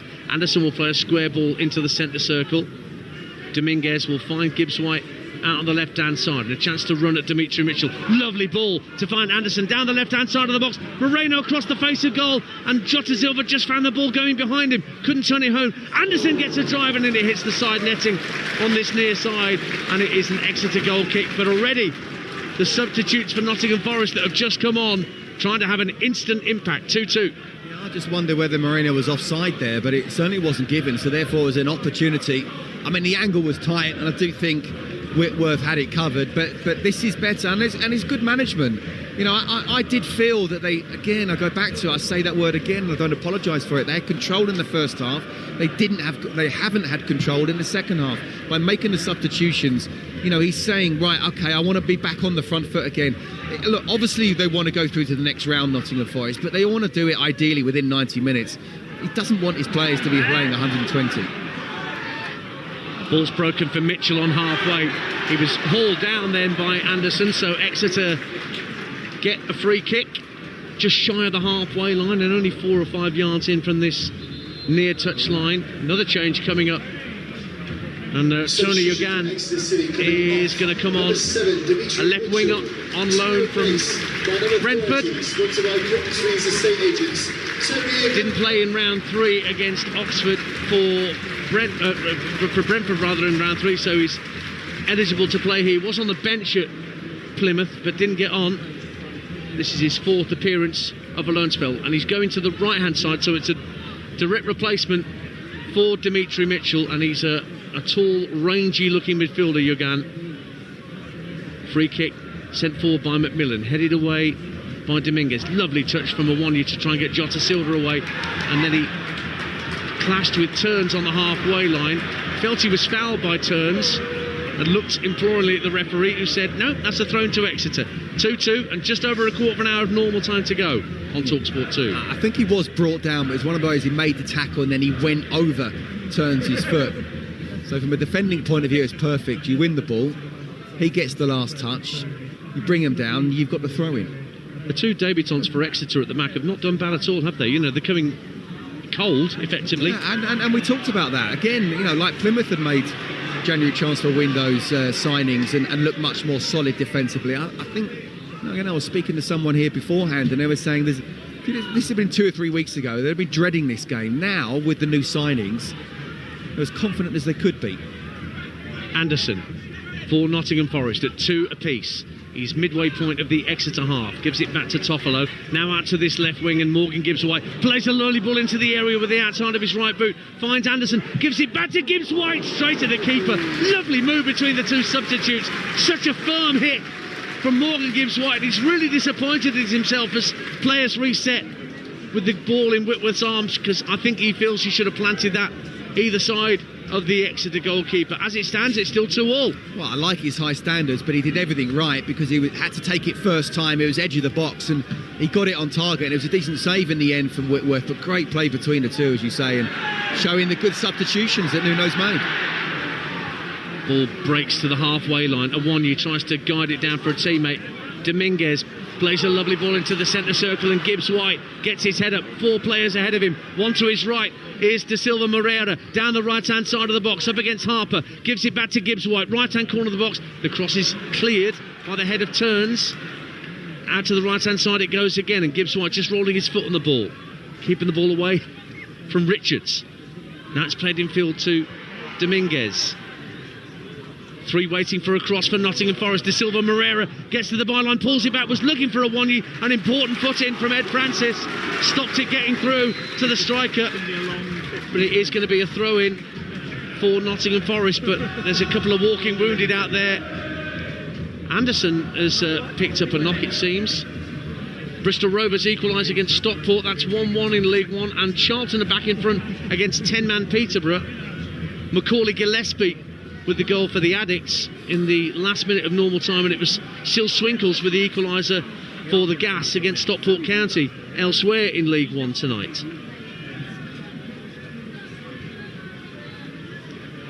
Everybody seems to be, although Anderson's still moving a little awkwardly, the Nottingham Forest substitute.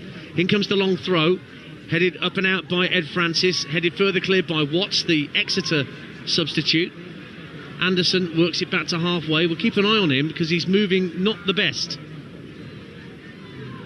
And Harper goes in for a strong challenge. Breaks down the right-hand side for Jota Silva. Went to ground, wanted a free kick. And the assistant only flagged for a throw-in to Exeter City. Jota Silva's rolling about. And he's going to get no change out of the officials here, it seems. 2-2. Again, it's kind of EFL stuff, isn't it? It's exactly what we're getting here. Old school, good tackling, good refereeing as well, physical. Don't you just love the FA Cup? It's amazing. It's got all the ingredients that all football supporters love, this competition. And we saw it, you saw it at first hand on Sunday, just what this competition has still got to give. Forget the naysayers. Absolutely, and we're 12 minutes away from extra time as well. But here come Forest with Jota Silva up to the edge of the area. What a challenge from Ed Turns to win it back. And now Exeter trying to turn defence into attack. But Yogan just couldn't get away from Alex Moreno. And now Anderson trying to run off that injury down this near side. Leaves it for Moreno. 12 minutes of normal time to go. Exeter 2, Nottingham Forest 2. Moreno level with the 18-yard line of the Exeter area, plays it into the box. Anderson tries to turn and run through Macmillan, gets to the byline, can't get the cross, and it's blocked by Macmillan. Yogan will pick up the loose ball and try to outrun Sosa, and Sosa brought him down. Late goal from Bobby Thomas, looks to have won it for Coventry City against Queen's Park Rangers in the Championship. That's in the 94th minute for the Coventry centre half. And that could well be 3 precious points for Frank Lampard after back-to-back defeats in League and Cup. starting the night 4 points off the playoff zone. And Crawley 3, Stevenage 1. Kamari Doyle seals all 3 points for Crawley to end back-to-back defeats. Now here's Jugan trying to receive the free kick for Exeter down the right-hand side. He's trying to find some room. He's got support from Nishkanen. And what's he want, a corner? Yeah, it's been given us a corner. Well, the assistant thought about that for about 3 seconds and he was right on top of it. Did eventually give the corner kick, but he was ruminating and cogitating on that for a while, wasn't he? I wonder if it's one of those, well, let's give it to the home crowd. I'm far enough away from the away supporters not to get in trouble. Well, Ed Francis is going to take this corner kick at the Thatcher's end, away to our right, in front of one particularly statuesque, bare-chested Exeter supporter, urging his team on. In it comes then, left-footed from Francis. It's very, very deep to the far post. Up go the heads. It was Turns who tried to get a piece of it. McGuinness keeping it in play out towards the other corner flag. Rolls it back for a cross from Niskanen. Cleared away. Back to Niskanen again. Right-footed ball into the box. Far post. It's brought down by Turns. Turns back in front of goal and cleared away by Bolly for another corner. So nearly an Exeter third. 10 minutes to go, 2-2. Oh my goodness, they believe they can do this within 90 minutes as well. And when it was 2-1, Forest looked so much in control. Now they got that equaliser. The game has completely turned. The belief they've got it, Exeter. It's almost one of those next goal wins it, isn't it? It's got that feel.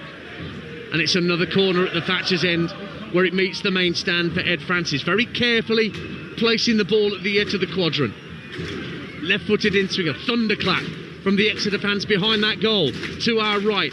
In it comes from Francis again, deep to the far post, punched away, two-fisted by Sells. But out goes McGuinness to retrieve it on the far left-hand side. Guides it back to Nishkanen again. Richards takes over. Niskanen goes for the byline, puts in a left-footed ball, deflected behind. Yet another corner for Exeter City. 9 to play, 2-2. They've done really well, really well. Just turned the tide completely to the point where they were just hanging on in there, hoping not to concede that third goal.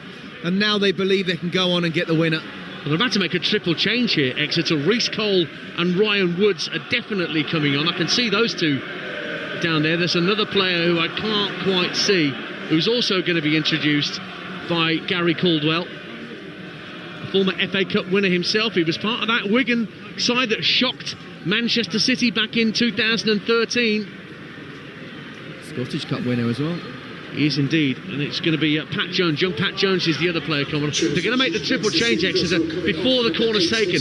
And Ed Francis is the first player to make way. He just come to this near touchline anyway.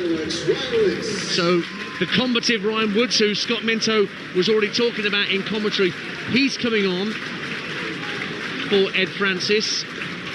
Reece Cole, who's not long back from injury, he's going to be on next. And the poor old fourth officials just going to try and sort out the board. And Vincent Harper, who's had a good night, he's going off on the far side of the field and getting rapturous applause from those in the Adam Stansfield stand on that side. He's coming along to allow Patrick Jones to come on. He's a right winger, but I think he's going to go on the left-hand side. And Jake Richards is the other player making way, and that's to allow Reece Cole, just back from injury, to come on. Sporting 0, Borussia Dortmund 3, Karim Adeyemi, and Manchester City lead. A penalty from Erling Haaland, 49 Champions League goals in 48 games. Will that give City an advantage for next Wednesday at the Bernabeu? Wow. He's not bad, is he? He's all right. So a corner kick for Exeter City, where the Thatcher's end meets that open stand. It's whipped in right-footed, comfortably headed away at the near post by Toffolo, and goes out of play for a throw. Reece Cole, a free transfer a couple of years ago from Hayes and Yedding, but it's his first appearance since late December after he picked up an injury against Burton.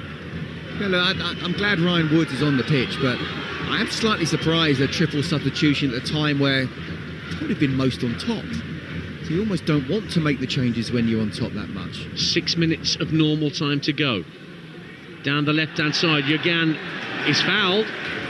It's a free kick to Exeter, about 10 yards from the dead ball line and just in from the far touch line. Ugan's gone out onto that left-hand side. I think he started on the right, but he is more of a naturally left-sided player. And the free kick will be Exeter's on the left-hand side. Full-time starting to come in. Birmingham have beaten Cambridge 4-0. Blackpool and Rotherham goalless. Bristol Rovers and Stockport have finished 1-1. Charlton have beaten Peterborough, Scott. Go on. Crawley have beaten Stevenage, and Leyton Orient have beaten Mansfield. It's a dreadful run that Mansfield are on. And Coventry have beaten QPR. Derby, without a manager, draw 0-0 with Oxford. Portsmouth beat Cardiff 2-1, and Leeds 4-0 winners at Watford in the Championship. A free kick for Exeter City out on the far left-hand side. It's going to be whipped in by Reece Cole, flapped away by Matt Sells, claims for handball against the Forest player. Nothing doing, says the referee. And here come Forest on the counter and bursting through the middle. It's Sosa trying to find Jota Silva, but Yagan got back and slid in and put it out of play for a throw, much to the delight of those to our right, and quite a few in the press box just in front of us. 2-2. Brilliant. It's exactly what you want your wide players to do. I talked about how good Forest were in the first half, both with and without the ball, and doubling up at times. Yagan absolutely sprinted 60 yards to make that tackle. Well, he's familiar playing in red and white stripes. I guess it must feel like a home from home for Tony Yagan, coming from Brentford down to Exeter. Forest put the ball in the box, comfortably headed away by Angus MacDonald. 5 minutes to go of normal time on Talksport 2. Still Exeter 2, Nottingham Forest 2. And now there's a foul on Josh McGuinness, just shy of the halfway line. Give you the full-time scores in League 2. AFC Wimbledon beaten Crewe 3-0. Barrow 2, MK Dons 1. Bradford win again against Accrington. Newport have beaten Carlisle. Tranmere and Fleetwood played out a goalless draw. And the leaders Walsall still without a win in some considerable time. Just 1-1 tonight against lowly Gillingham. You're up to date on Talksport 2. Warren has a crunching challenge on Morgan Gibbs-White by Ed Turns, and Gibbs-White has gone flying over and rolled over a couple of times before coming to a stop. Should be okay, but it should surely be a yellow card for Ed Turns. It's a red card for a reckless challenge, and on his debut Ed Turns is off for a straight red card for a reckless challenge on Morgan Gibbs-White. And now Exeter have to complete the 90 and potentially extra time with just 10 men. Turns making his way as he turns for an early bath. Well, we all kind of went oof, but it was one of those where, yes, it looked mistimed first of all, but I was expecting a yellow, not a red, and he took his time, the ref, to have a think about it. Didn't get the card out for about 20-30 seconds. But clearly in his mind he's thinking, right, is this yellow, is this red? What are we thinking? Maybe even a bit of communication as well with his officials, and suddenly it's got the red, and that's changed the whole complexion of this now. Less than 3 minutes to go. Free kick to Nottingham Forest. Turns just disappearing from view beneath us down towards the dressing rooms. Red card for him. Forest have the advantage. Just seen that challenge again, and it was reckless. Was it endangering an opponent? That's probably what the referee was thinking. He, in his mind, Scott Mentor, he clearly thinks the referee that was endangering the opponent. I mean, look, you can argue it was endangered. I would probably have given a yellow, but it's one of those where he definitely can, to the letter of law, if he wants to pull out a red. He certainly mistimed it. He's not got the ball. He's caught him quite high up as well on his thigh. So can Forest take advantage with a man advantage in the run-up to the 90-minute mark? Anderson trying to bulldoze his way into the area, brought away by Caleb Watts, but Anderson gets back goal side. Watts has a nibble, takes him down. Free kick to Nottingham Forest, and Watts very cleverly just flicked the ball downfield. Well, it's not. He should get a yellow for that. Well, he should, but the referee didn't see it. Did it blindside the ref? I don't know how he's not seen it. He's 5 yards away. 2-2 at the Etihad. Manchester City have been pegged back again by Real Madrid. Brahim Diaz makes it 2-2. Bringing the second leg next Wednesday on Talksport at the Bernabeu. Free kick to Nottingham Forest as we tick round towards the last minute of normal time. And it's going to be Ramon Sosa to take it. Midway point of the Exeter half, and Exeter are holding their line just ahead of the 18-yard box. Forest player staying onside for a moment. Sosa, right-footed, chips it into the area. Awonyi goes up, the keeper, Whitworth, collides with Awonyi. They both go down. It's been given as a free kick against Awonyi, although he's flailing around inside the 6-yard box saying he's hurt. Exeter fans going off, but Awonyi looks in some distress, and Whitworth is still flat on his back as well, the Exeter keeper. In the end, it's a free kick to the hosts. 2-2, approaching added time. Yeah, and Angus MacDonald, the centre half of Exeter, was saying to the physio of Nottingham Forest, quickly come on, which shows that he thought Awonyi was certainly struggling. I mean, I personally think all those are kind of 50-50. The keeper's coming out, the forward's coming in, unless his arm is up and out and actually catching the keeper. I thought he might have played on, but how often do you see the goalkeeper's getting the free kick? And actually, they could have taken advantage as well and played the advantage. 10 minutes of minimum stoppage time at this point. 10 minutes that we're into now, but we won't play on for another couple of minutes at least, because Awonyi is just being rolled onto his side and getting treatment from the physios. Whitworth is also getting some treatment, but he is at least sitting up, the Exeter keeper. But for Taiwo Awonyi, it looks a good deal more serious.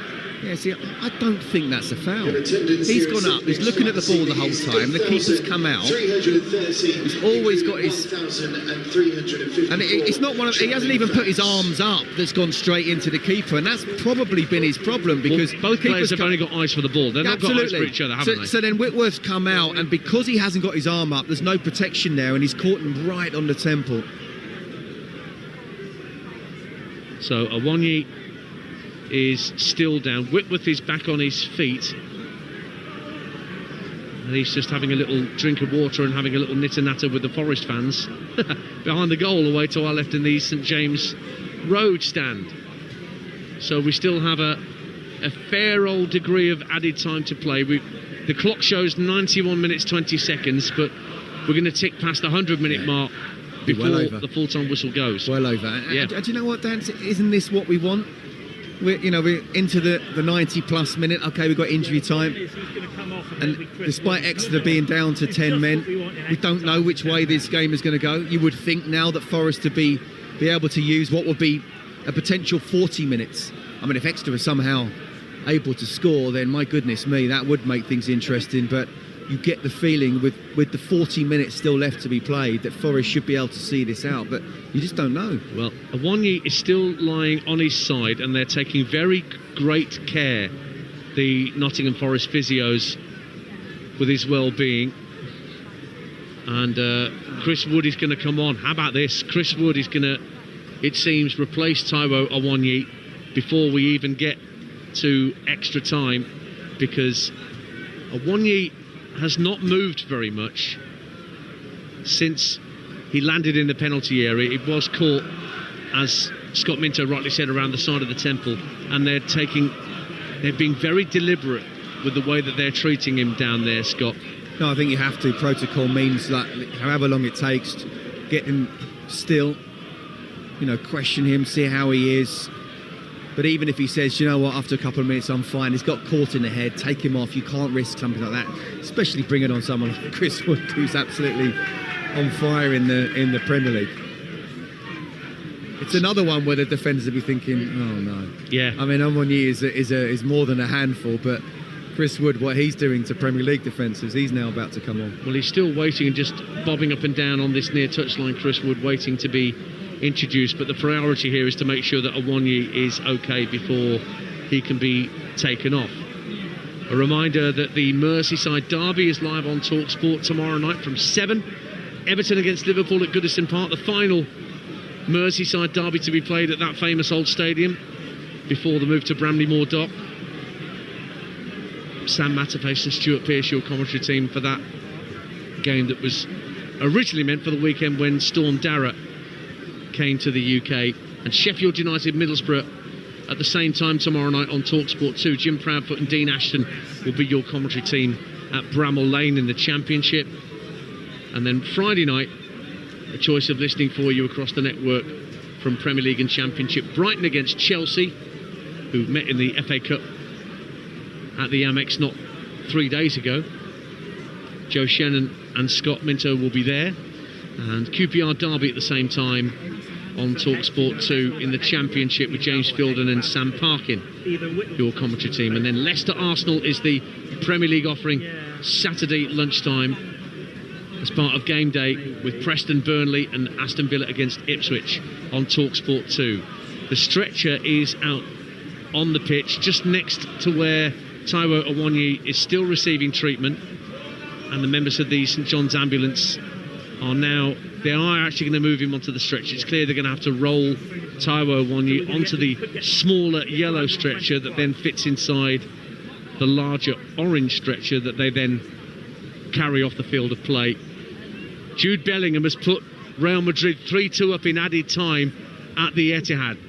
3-2 on Talksport. Bellingham looks to have given Real Madrid a 1-goal advantage to take back to the Spanish capital next week. Borussia Dortmund winning 3-0 at Sporting. Juventus beating PSV 2-1, and Paris Saint-Germain earlier in the day winning 3-0 at their fellow Ligue 1 side Brest. But they're taking the time getting this yellow stretcher ready first. Yeah. Clearly Awoniyi they've told him do not move. They're still playing at Carrow Road, incidentally, in the Championship, and Preston are still leading Norwich by that early Milutin Osmajic goal, and it's finished in League 1. Reading 1, Shrewsbury 1. So Shrewsbury continuing their mini revival of recent weeks. Started like 4 points adrift of safety, but they'll welcome that point that they've got in Berkshire tonight. Here we are in North East Devon, but the clock has ticked round past 96 minutes, but we're going to be 107, 108 minutes before normal time is finished because of this long delay whilst Taiwo Awoniyi, who's now lying on his back and is just about to be moved onto the stretcher. The yellow stretchers can actually be broken into two parts and then slid in from either side and then connected underneath Awoniyi's body, and then he can be moved a bit more easily onto the larger orange stretcher that will take him off the field. I'm not sure whether he's in a splint or whether there's a problem with his leg or whether it's just simply his consciousness that they're concerned about. But now Awoniyi is going to be placed onto that yellow stretcher. Meantime, the other outfield players, well, they've got 3 or 4 balls out there just knocking the ball about. Exeter have got 2 balls and Nottingham Forest have only got 1. Yeah, I just wonder with Awoniyi, they're worried about his neck as well, and they're trying to keep him as still as possible. Yep. And find a way, because he's a big guy, of not being able to move him but still getting him onto the stretcher. Morgan Gibbs-White went up to him just a minute or so ago, and the way he sort of went down and then just jogged off made it look like he's okay, but they obviously just have to be very, very careful. But from the players' point of view, this is the last thing they need. You know, you've got to try and keep warm. Obviously, we're still middle of winter in the evening time. Well, what they've done now, all the Exeter players have gone across to Gary Caldwell, who's just given them a bit of a pep talk in a little huddle in front of the Exeter dugout. The Forest outfield players are still just passing that one ball around between them. Gibbs-White getting work on his boots done. Chris Wood's just put his jacket back on, having got himself ready to come onto the pitch. He's going to have to wait a little while longer. But do you know what though, Dan? There's no way that Forest shouldn't win this now. You know, Exeter are down to 10 men. They've given their absolute all. Yeah. They're bringing on Chris Wood. They've already brought on Elliot Anderson and Morgan Gibbs-White. You know, this is enough of a good team now, and you've got enough time. You're still probably going to be another 10 minutes before we even get into injury time. So you're talking about they've got 40 minutes now to break down this Exeter side and not leave it to the lottery that is the penalties. Obviously, Exeter would snap your hand off right now to say, let's take it to penalties. But it's down to Forest to find a way and not panic, not just knock long balls into the box for Chris Wood all the time, but move Exeter around and say, right, we're going to tire you out. So you are not going to take us down to penalties. If they do, then that will almost be a moral victory there, and psychologically go into that, I'd fancy Exeter. So Forest should win this game, but again, it's the FA Cup, you never know. What are the rules? Ian Danter and Scott Minto with you on Talksport 2, and we haven't been playing here at St James Park, Exeter for a good 10 minutes because of this long delay whilst Taiwo Awoniyi, the Nottingham Forest striker, is getting treatment. Just down beneath us in the 6-yard box of Exeter's penalty area. He went up for a 50-50 challenge with the Exeter goalkeeper Joe Whitworth, but was just caught on the side of the head, it seems, and it's only now that he's been moved onto the smaller yellow stretcher, which I think has now been successfully connected between him. He's being strapped to it, I think, just to keep his body still, and then he'll be moved onto the larger stretcher that will take him off the field of play and presumably straight into a waiting ambulance and off to the nearest A&E centre. Preston have won that game at Norwich. Great result for Paul Heckingbottom and Preston. On a decent run, they only had their first league defeat in 5 at Blackburn a couple of days ago. They've got Burnley to come on Saturday live on Talksport 2 at lunchtime at Deepdale. And Norwich, who are 3 unbeaten and just a couple of points off 6, that's a blow for Jonas Turrup, the Norwich manager. Now, there are 6 individuals, physios and members of St John's Ambulance, all either 3 aside of the yellow stretcher that's got Taiwo Awoniyi on it, and they're about to lift him onto the larger stretcher. Meantime, everybody still waits patiently for play to get back underway. A lot of them are just standing around, though. You know, again, you've got to keep on the move. You know, it's cold, the muscles will start to seize up. The last thing you need is to suddenly go for a sprint quite early on and, you know, you pull your hamstring or something. So I'm surprised they're not moving around a little bit more. Yeah. Well, the straps continue to be put around the legs and the waist of Taiwo Awoniyi. We're actually going to see the first of the 200. Don't forget we have more live sport coming up later in the week. Super League's back Thursday night from 7 o'clock here on Talksport 2. We'll bring you regular Super League commentary throughout the season, and it's Wigan Warriors against Lee Leopards that we have for you. Mark Wilson and the team bringing you the very best rugby league commentaries from another big season. And don't forget the final match of England's White Ball Tour of India tomorrow from 7 a.m. India have won the series, but England need to put in a good performance just ahead of the Champions Trophy. That's from 7 a.m. tomorrow on Talksport 2, exclusive ball-by-ball commentary. And Taiwo Awoniyi is now being led away to the far side of the field from us, to the gap in between the St James Road stand and the Adam Stansfield stand. So I'm assuming therefore that there is an emergency vehicle waiting for him just outside there to take him off to get the necessary treatment. And now the change can be made. You can hear the public address system announcing it. Chris Wood will replace Taiwo Awoniyi,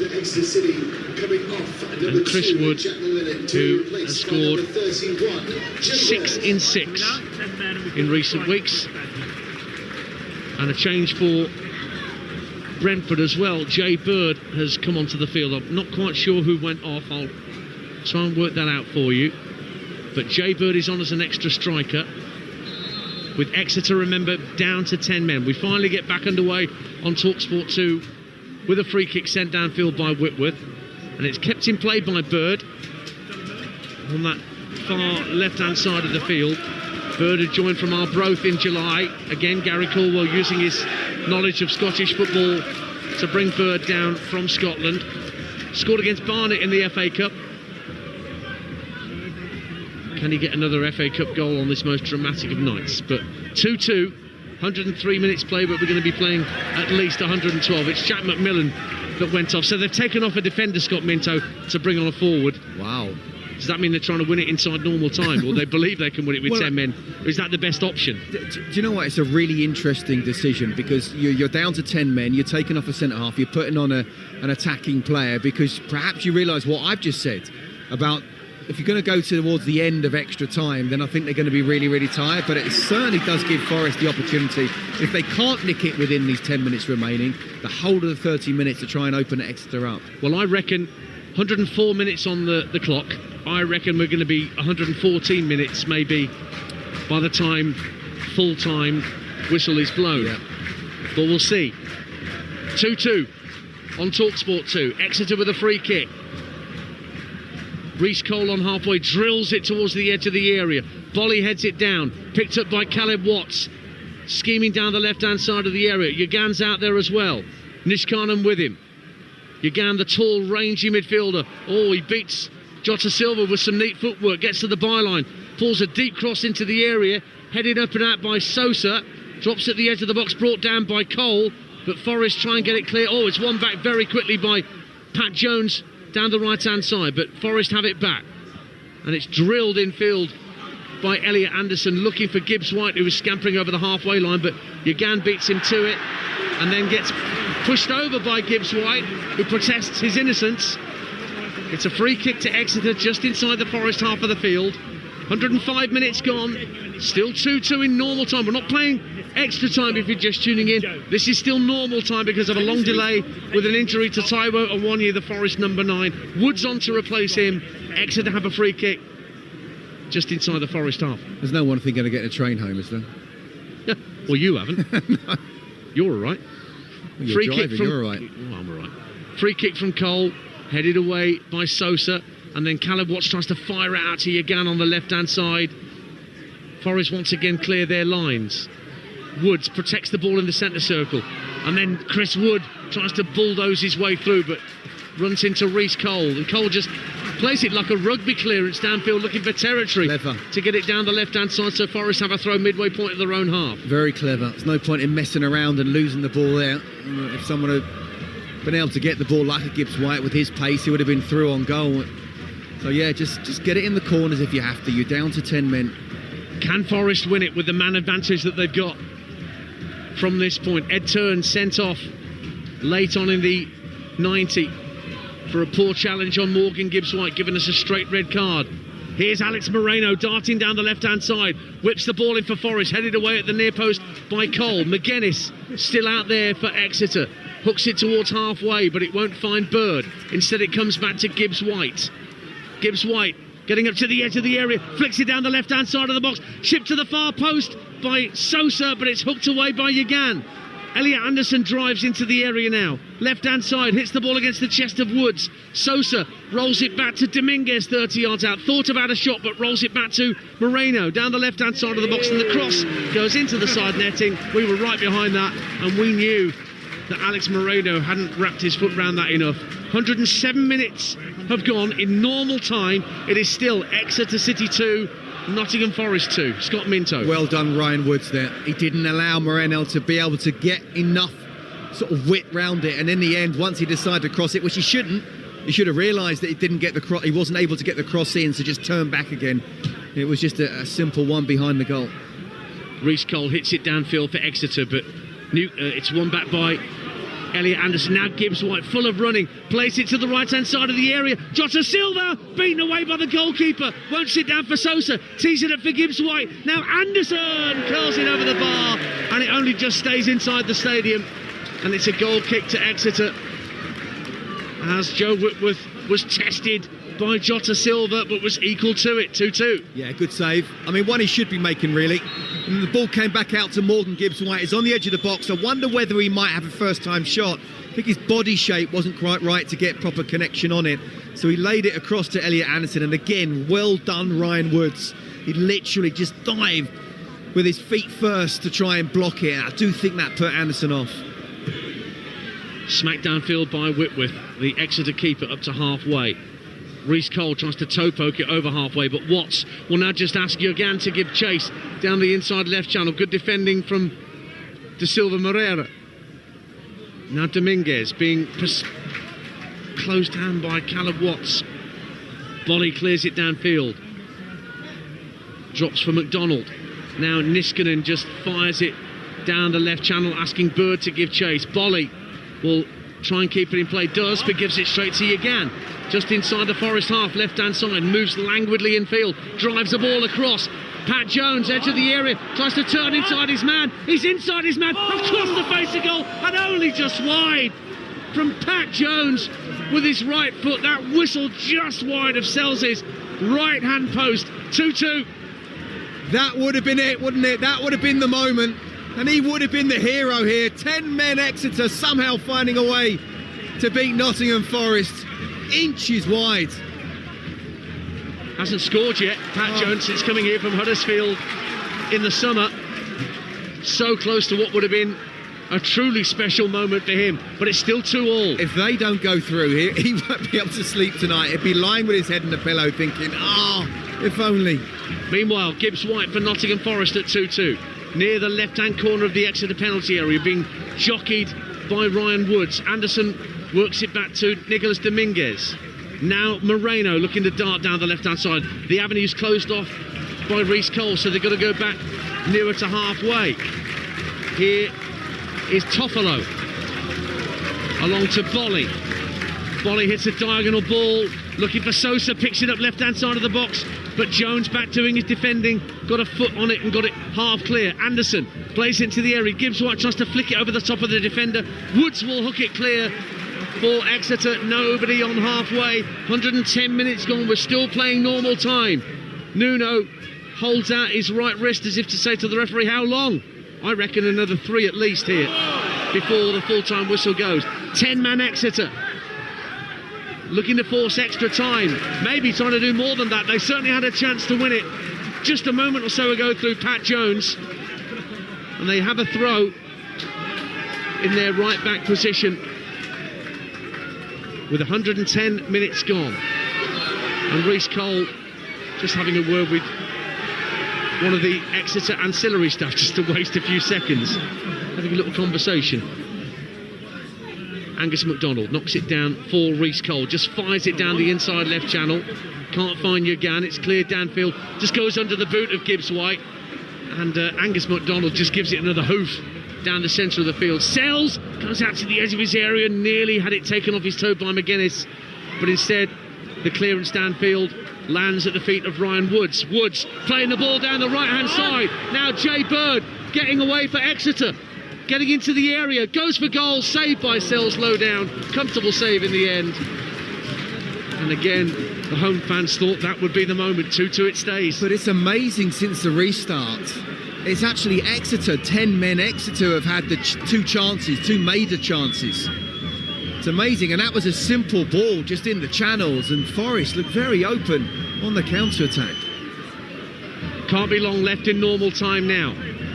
Forest clipped the ball into the area. Anderson's made a flick on, pushed away by the keeper. Wood was right in front, but it didn't make its way through to him. And Exeter managed to smuggle the ball clear. Now the Forest fans getting behind their players. Can they get a winner? They have a throw in deep inside the Exeter half, but Gibbs White and Sosa can't make anything of it, and Woods just clears downfield. Toffolo keeps it in play in front of the Exeter dugout. Plays it up to the halfway line. Dominguez 2-2 on Talksport 2. Extra time looming, but here come Forest. Gibbs White plays the ball with the outside of his boot into the box, looking for Wood. Great header cleared by Ilmari Niskanen. But then Calabos is robbed by Jossa Silva. Hits the post. A chance for Forest to win it, and it thud against the upright and stayed out. Oh my goodness, that almost, I'm sure there can't be many more minutes left. That would have been it. And he's through on goal. He hits as hard as he can. And in the end, he's caught it too well. Just keep your head down. What a chance. Elliot Anderson, 30 yards out, works it onto his left. Shot's blocked on its way to goal by MacDonald. And there goes the full-time whistle. It is 2-2 after, in the end, 113 minutes of normal time. A long delay close to the end of the half after Taiwo Awoniyi suffered a bad injury that saw him stretch it off. Exeter had a man sent off late on, Ed Turns. It was 2-1 at half time to Nottingham Forest, but Josh McGuinness got his and Exeter's second of the night, bundling the ball home from a corner. And we are set for an extra 30 minutes and maybe more here on Talksport 2. Stay with us at full time with extra time to come. It is Exeter City 2, Nottingham Forest 2. Talksport 2, official broadcast partner of the Premier League and the EFL. The Emirates FA Cup, live on Talksport 2 with Carling. Oh, yes! Get your mates together and enjoy the match with Carling, the beer of football. 18 plus, always drink responsibly. In a world where nothing stays fixed for long, there's one hero you can count on in even the stickiest situations. This is Sika Sticksol, the ultimate sealant and adhesive that sticks virtually anything to anything. Wood, metal, tiles, brick, Sika Sticksol sticks and seals it. No matter the storm, no matter the challenge, one hero stands ready. Sika Sticksol, the name says it all. Sika stock is now at sika.co.uk/Sticksol. Worn out, busy day. Don't let tiredness get in the way when you just can't get going. Barocca can help you face the lag. Formulated with 11 vitamins and minerals, including vitamins B6 and 12 to help support energy release and reduce tiredness and fatigue. Barocca, face the lag. Barocca contains vitamin C, B vitamins 1, 2, 3, 5, 6, 7, 9, 12, and magnesium and zinc. February. Time to fall in love with a brand new Skoda. Trade flowers for funds with £1,000 towards your finance deposit. And who needs chockies when there's 0% APR on Solutions PCP? So, if it's a date you're after, our deals end on the 28th of February. Visit your local Skoda retailer today. Excludes battery electric vehicles, maximum 24-month term. Indemnities may be required. Skoda Finance. There you were, hosting in your new flat. Ooh, but the olives were long gone, peanuts lasted 2 minutes, and people were eyeing up that salty dust in the pretzel bowl. But look at you now.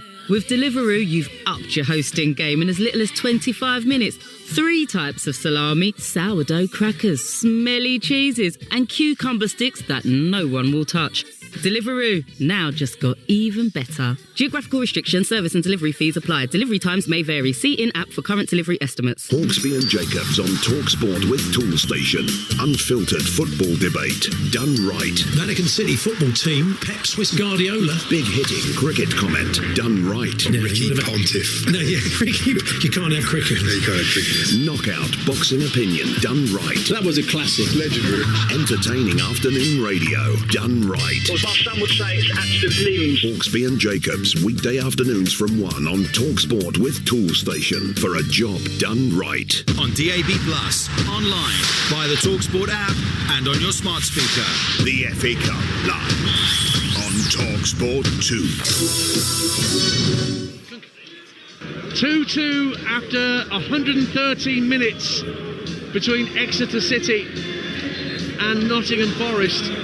Here in the FA Cup 4th round on Talksport 2 with Carling, the official beer partner of the FA Cup. It's 18 plus. Please drink responsibly. Ian Danton and Scott Minto with you. And the thermal socks are getting a testing this evening. Now, Exeter have made 6 substitutions, and I've just checked one of those was for concussion. There was definitely a concussion for Taiwo Awoniyi, which is why he was stretchered off. But it would appear that additionally permanent concussion substitutes are in effect in the 4th round. If they had suspected concussion, they don't have to use up one of their 5 standard allocations. So I'm not sure which of the Exeter players actually went off with a concussion, but that's the rule that's been invoked by Gary Caldwell and the Exeter staff. And so a change being made. Nico Williams is coming on for Nottingham Forest for their 6th change, so everyone has made the maximum number of substitutions possible.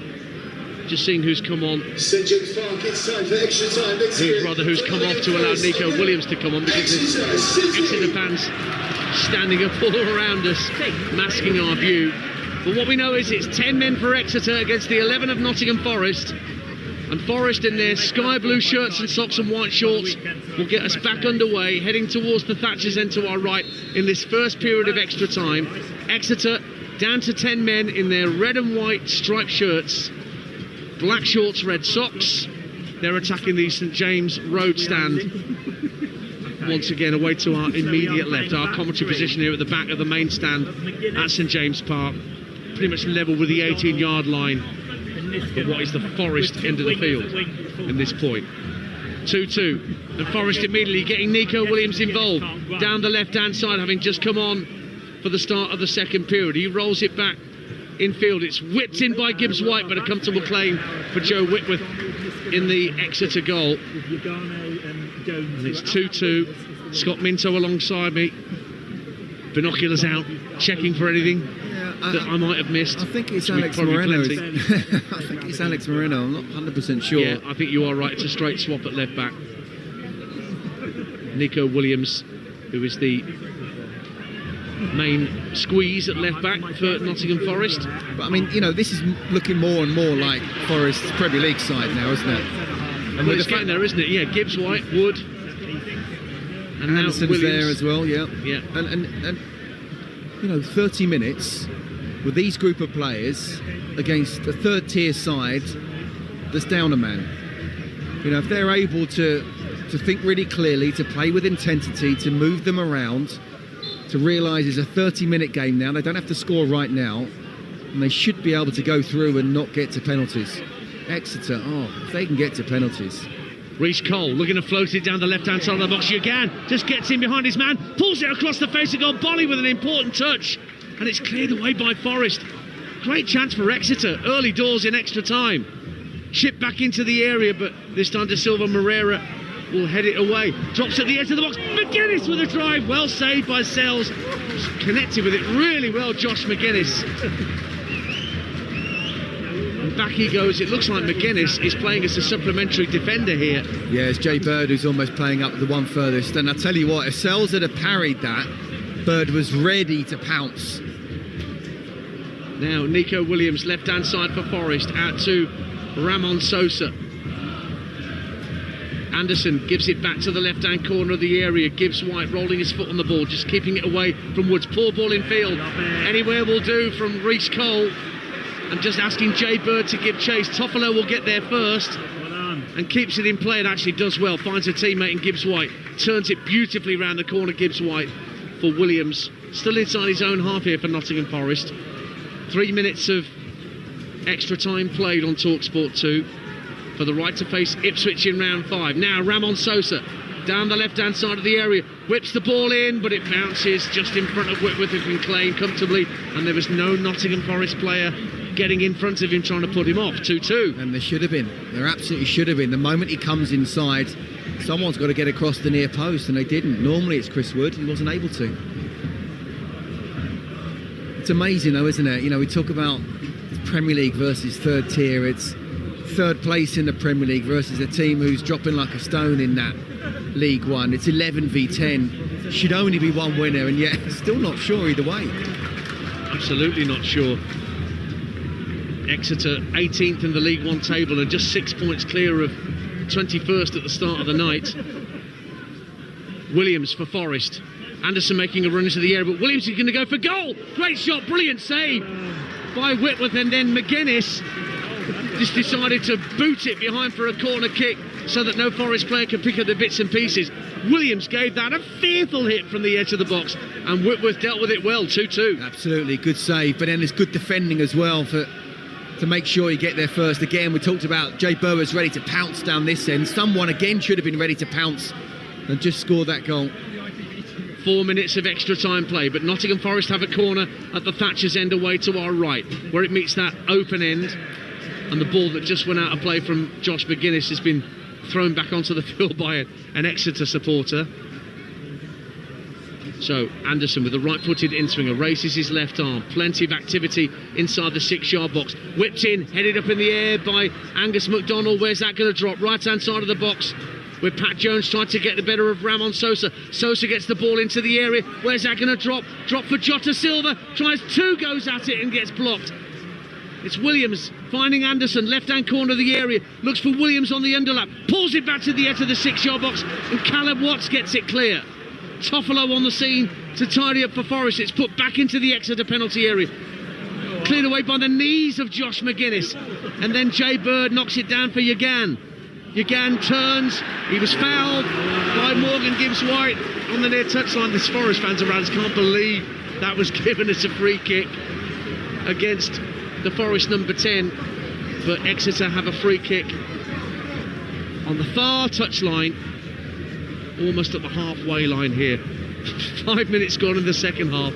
What an absolutely mad game this has been on Talksport 2 in the FA Cup. Two apiece. I'm just looking at Ryan Woods as well, and you know he's one of those who's come on late and he's sort of stiffly walking as if he's just been attacked already, is walking wounded. This is a proper FA Cup time we're watching here.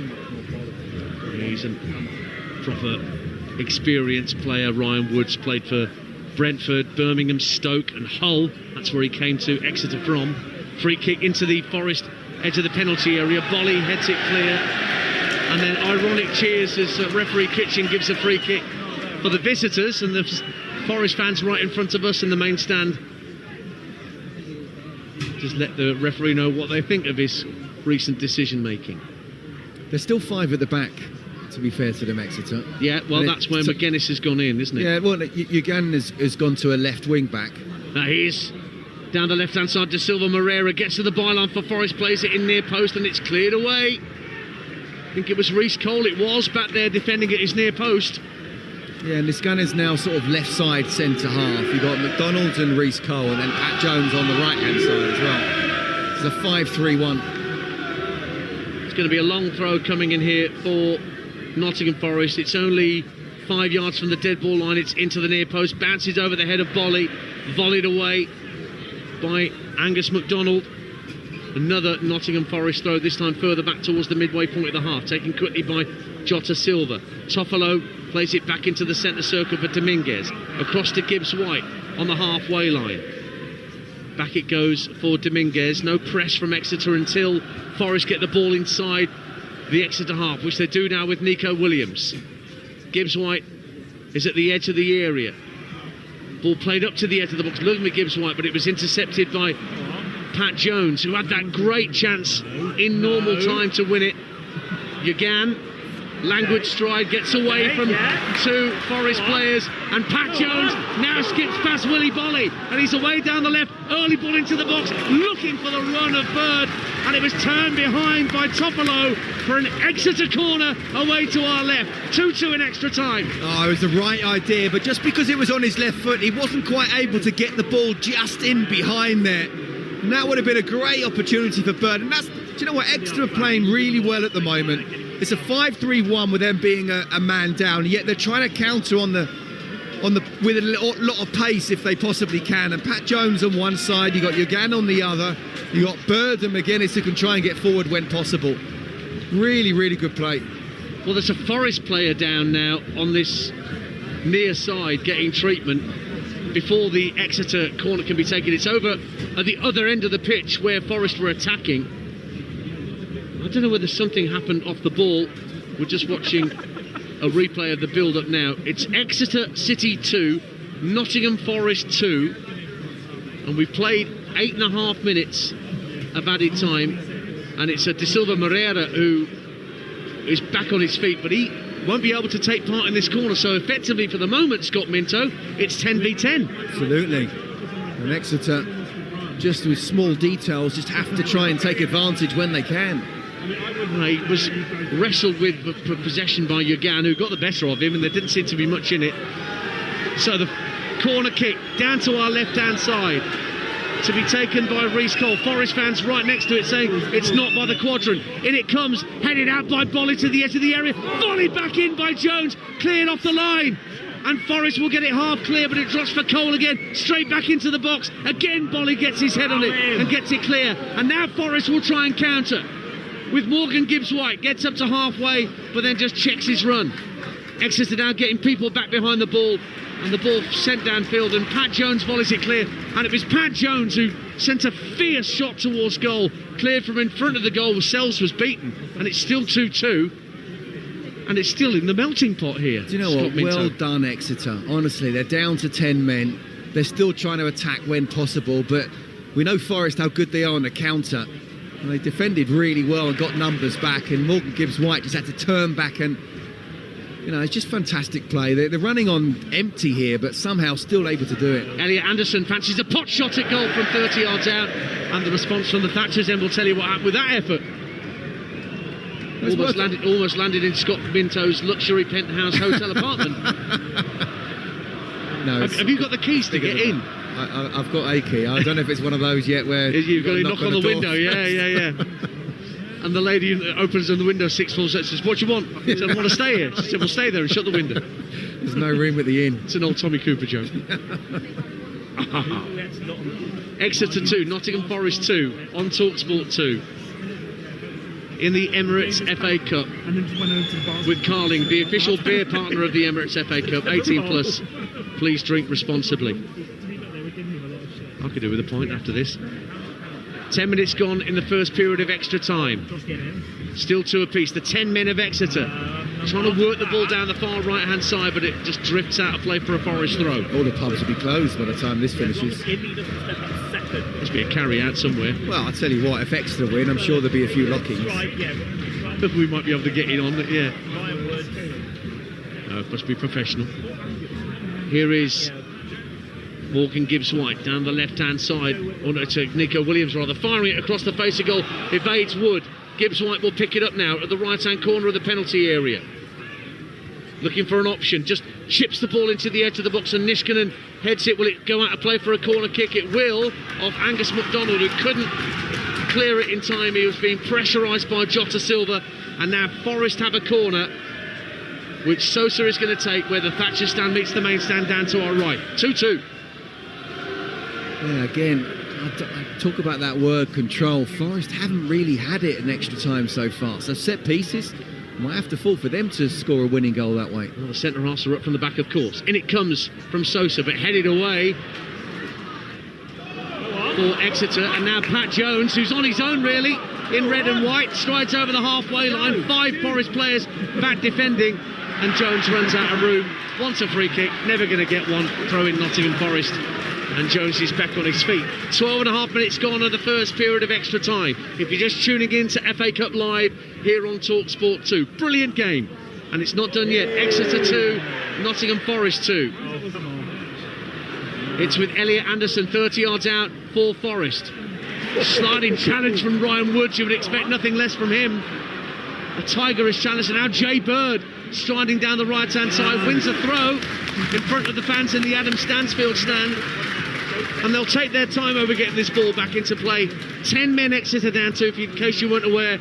Ed Turns on debut at centre-half, sent off for a rough challenge on Morgan Gibbs-White late on in second half, normal time.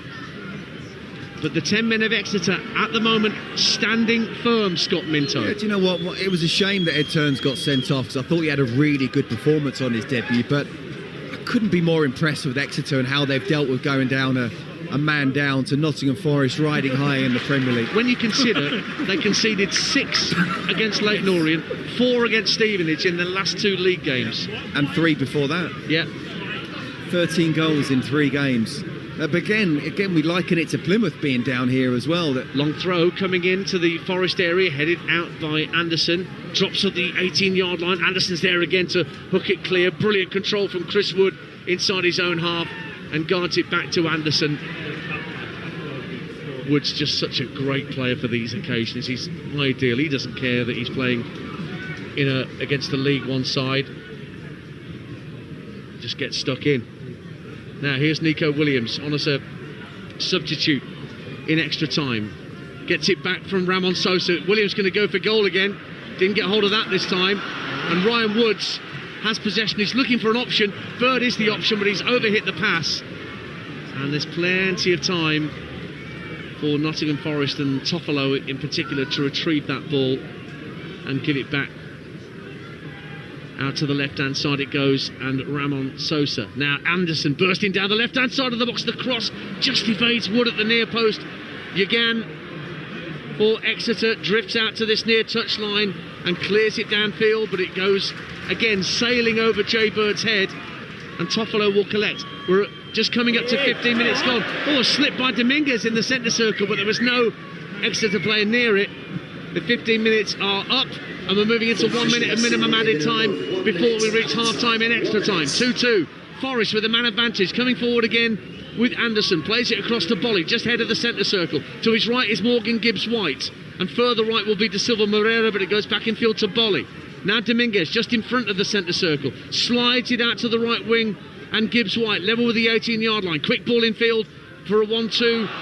With Elliot Anderson, but Exeter managed to get the ball back, and it's Yagan again driving it downfield from the left-back position, but it will only trickle through to Willie Bolly. Poor ball from Bolly, intercepted by Reece Cole, and he was caught there. And of course the Exeter fans want a red card for Nico Williams, but it's only a yellow. I mean, you know, I don't have a dog in the fight, but I guess if I was an Exeter fan, I'd be going off. Of course you would. But also, of course, it never was. That's the point. That's the point. Yes. It never was. It's a yellow card, and that's all. But well done, Reece Cole. I mean, he's come on, one of many who have come on and, you know, been superb. Read the situation there, realised. I think they've missed him these past 2 months, Reece Cole. Yeah, absolutely. There's the half-time whistle in extra time, and rapturous applause from, well, three sides, shall I say, of St James Park, because the Forest fans to our immediate left are just looking a little wary. Certainly no applause that I saw away to my left, but elsewhere in the Thatchers end to our right, they are delighted with the way that the Grecians are keeping Forest at bay. Despite being a man down, it is still 2-2 at half-time. Scott Minto. Well, I'm not surprised the Forest fans are wary. I talked about how the sort of 10 minutes of normal time after Awoniyi getting injured, then taking away, and in the 30 minutes, so we've had 15 plus 10, 25 minutes already, and yet Exeter look not only as if they're holding their own, but just as dangerous down one end as Forest are down the other. You know what? It's really surprised me, and it's almost when Morgan Gibbs-White and Elliot Anderson came on, I thought they were very, very good, but I feel they're missing Sangari. You know how good he was, especially in the first half and even the start of the second. If he was still on the pitch, and I understand why he's been taken off completely, he's got to be looked after and managed in terms of minutes. The bigger picture just is still the Premier League and trying to get into that top 5, which I do believe Forest can. So he's got to be looked after. But if he were on the pitch alongside Gibbs-White and also Elliot Anderson and now Chris Wood, then you would fancy it. But I don't feel that kind of the start of the moves is quite there. And at the moment, Exeter look comfortable. 22 shots for Forest, 12 for Exeter, 9 on target for the visitors, 7 for the hosts. It's still around about 3/4 of the ball in Nottingham Forest's favour. Indeed, 75% possession. Let me remind you of tonight's other score lines. It's been a busy night of football in the Champions League. Brest 0, PSG 3, Juventus 2, PSV 1, Manchester City 2, Real Madrid 3. That was live on Talksport. And Sporting 0, Dortmund 3. In the Championship, Coventry 1, QPR 0, Derby 0, Oxford 0, Portsmouth 2, Cardiff 1, Watford 0, Leeds 4. In League 1, Birmingham 4, Cambridge 0, Blackpool 0, Rotherham 0, Bristol Rovers 1, Stockport 1, Charlton 2, Peterborough 1, Crawley 3, Stevenage 1, Leyton Orient 3, Mansfield 0. And in League 2, AFC Wimbledon 3, Crewe 0, Barrow 2, MK Dons 1, Bradford 1, Accrington 0, Newport 1, Carlisle 0, Tranmere 0, Fleetwood 0, Walsall 1, Gillingham 1, and I shouldn't forget the 8 o'clock kickoffs that finished. Norwich 0, Preston 1 in the Championship, and Reading 1, Shrewsbury 1 in League 1. And in the Football League Trophy, Wrexham are through to the semi-finals, beating Bolton by a 0 earlier this evening. Well, stand by your beds. Here comes another 15 minutes of FA Cup football on Talksport 2. Are we going to see it all the way through to spot kicks? Can League One Exeter hold out, or do they have ambition to try and win it in the extra 15? And they will be kicking towards the Thatchers end to our right in this second period of extra time. In their red and white striped shirts, black shorts, red socks. Reece Cole gets us back underway, rolls it all the way back to Joe Whitworth, the keeper, who'll strike it downfield left-hand side. Hooked in field by Yagan, but Toffolo will deal with that at the back for Forest and give it back to Sells, who had to come on after an injury to Carlos Miguel, the Forest keeper, in the second half. And the clearance downfield came off the knees of Morgan Gibbs-White, who couldn't keep it in play. and it goes out for an Exeter throw. Well, whatever next. Niskanen to take the throw, bang on halfway on the far side of the field for Exeter in front of the Adam Stansfield stand.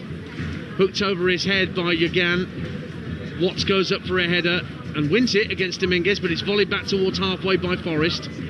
Goes over the head of one man. Oh, great run from Gibbs White. Slipped the challenge of Cole. Making a strong run down the left-hand side of the area, Gibbs White. Gets into the box, faces up his defender, tries to drive, and it's blocked by Jones. Out to the left-hand side it goes again for Forrest. And Nico Williams, left-hand corner of the box, to the byline. Ramon Sosa pulls it back, but Woods gets a vital touch, and then Whitworth prevents the corner by just hammering it downfield, and it lands in the Forest dugout. 2-2. Yeah, he's got to look up and try and get it to the far post. There's about 3 or 4 Exeter players at the near post ready to just defend it, and that's exactly what happens. No Forest player was there. Really good play in terms of getting to the byline, but that final ball not good enough.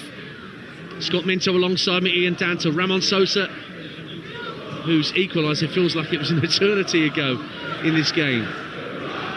That's because it was. It's 22-11. Here's Sosa down the left-hand side of the box, but across comes McGuinness, playing as a auxiliary centre-half now with Exeter down to 10 men, and he's conceded a corner away to our left. 2-2. I was really disappointed with Forest 11 v 10 in that first half of that extra time, but Nuno must have said something and said, come on lads, we're 15 minutes away from penalties here, and that is absolutely 50-50 and a lottery. They seem to have stepped it up already in the second part of this extra time. Now this is interesting. I always find it interesting when referees tell players before a corner struck, stop pulling each other's shirts off each other's backs. Why doesn't he just wait for the corner kick and then give the offence? Do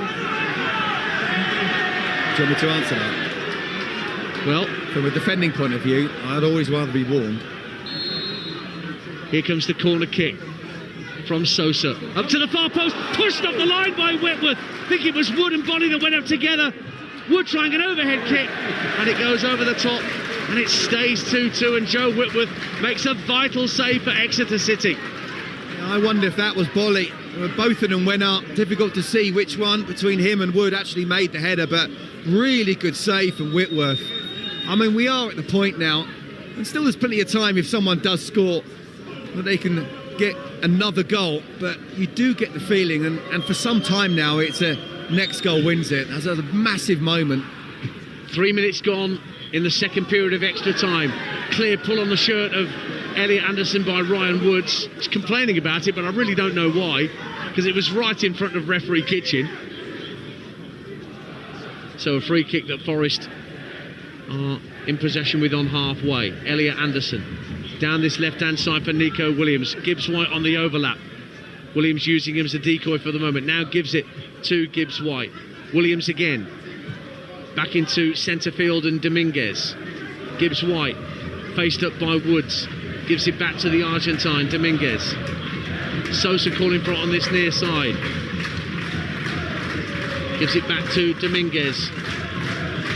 I think it was Wood that got that header in, Anyway, Gibbs White lays it back to Dominguez. Very patient from Nottingham Forest here with this man advantage, looking to pick the lock of Exeter City. Out to the left-hand side, and Ramon Sosa down the left-hand side of the area. Rolls it back to Williams, trying to make room for a shot at the edge of the D. Has to lay it backwards to square to Da Silva Moreira. He's going to go for goal. It's blocked by Caleb Watts.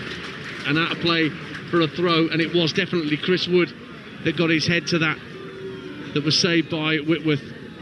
Talksport 2 at St James Park. Just over 10 minutes of extra time to play. Penalties beckoning in the FA Cup 4th round for the right to face Ipswich. Forest with a throw into the near post. Chris Wood controlled it but couldn't then spin and turn and fire it goalwards from inside the 6-yard box.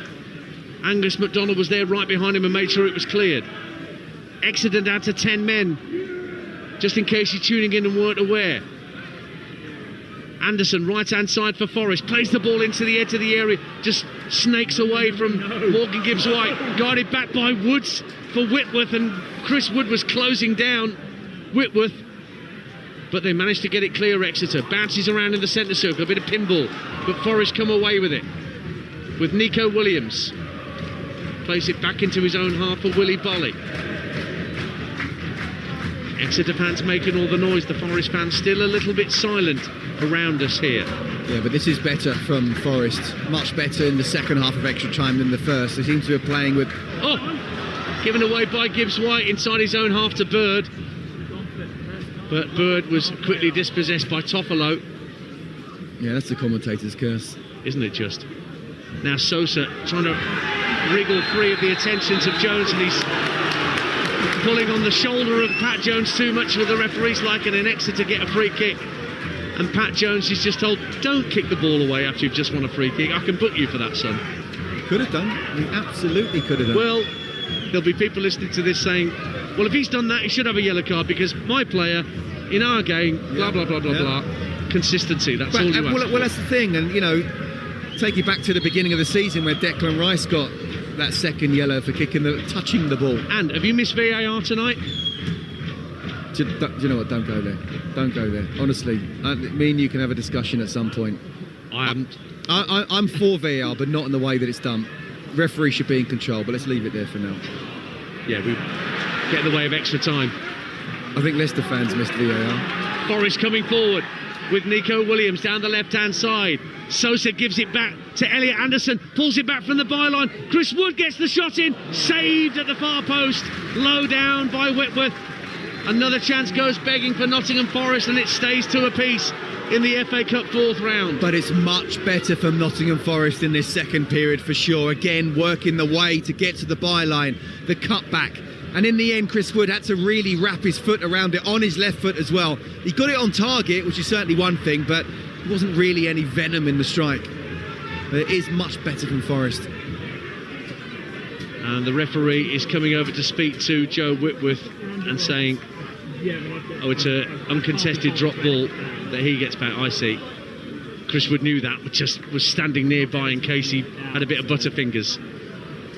But it will be cleared downfield from hands by the Exeter keeper. Midway through the second half of extra time, and we're still, as we were at the end of normal time, 2-2 between League One Exeter and Premier League high flyers Nottingham Forest. But here come Forest with Gibbs White across to the edge of the area. Dominguez trying to tee it up for Jota Silva, but Caleb Watt's got an important foot in to divert it out for a throw on the far side. 2-2. You've even got attacking wide players playing like a fullbacks at the moment. It is all hands to base for sure. Forest have it right hand side with Jota Silva. Gives it back in field to Dominguez across to Toffolo. Awkward pass for him, but he collects it well. Forest working it from right to left, but now Williams comes back in field. Dominguez in a bit of space, 30 yards out. Half thought about a shot, rolls it out to the right wing for Jota Silva. Silva with a cross, it's going to evade Chris Wood. Reece Cole heads clear, but can only find a sky blue shirt. And it's Gibbs White who's going to drive it goalwards, and it's not far wide. Whitworth was flinging himself to his right, just in case it was going to sneak inside the far post. In the end, he's just drying his gloves on his jersey, happy that it's just a goal kick to Exeter City. Down to 10 men, but still holding Nottingham Forest 2-2 here. Do you know what? Whatever happens, you've got to give a real pat on the back to Exeter and the way they've dealt with this. But, you know, there's no reason why Joe Whitworth shouldn't take his time. Obviously, don't get booked, but whole fans believe they can do it. There's only, 6 minutes to go plus another set of injury time. It's so close. Exeter's goal kick downfield. Anderson's gone down hurt. He's been fouled. Just got caught in the face there by a flailing Exeter arm. So Forest free kick. And Tony Yagan, well, don't know what Yagan's doing. He just picked the ball up when Forest were about to take the free kick. That's the easiest yellow card that Andrew Kitchen's going to give out all season to the Exeter number 30. Anderson in the centre circle, plays it to his right for De Silva Moreira.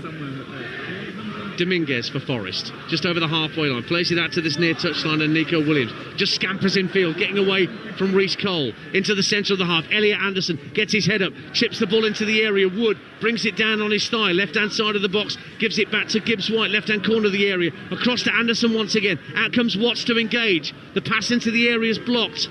Forest have to start again with De Silva Moreira. Centre of the half, it's Dominguez. Plays the ball into the box, looking for Wood at the far post, and it's headed behind by Jones for a Forest corner. 5 minutes of extra time to go. 2-2. I'll tell you what, the Forest fans and the Forest players realise if they've had all the opportunity, or certainly in terms of time anyway, to break down this third-tier side with just 10 men, but they haven't been able to do it. Sosa with the corner for Nottingham Forest. Down to our left-hand side, a right-footed in-swinger to come from the Paraguayan. In it comes right under the crossbar. Whitworth, he's dropped it, but he's volleyed away by Watts. Sent goalwards by Dominguez, and he's just over the bar.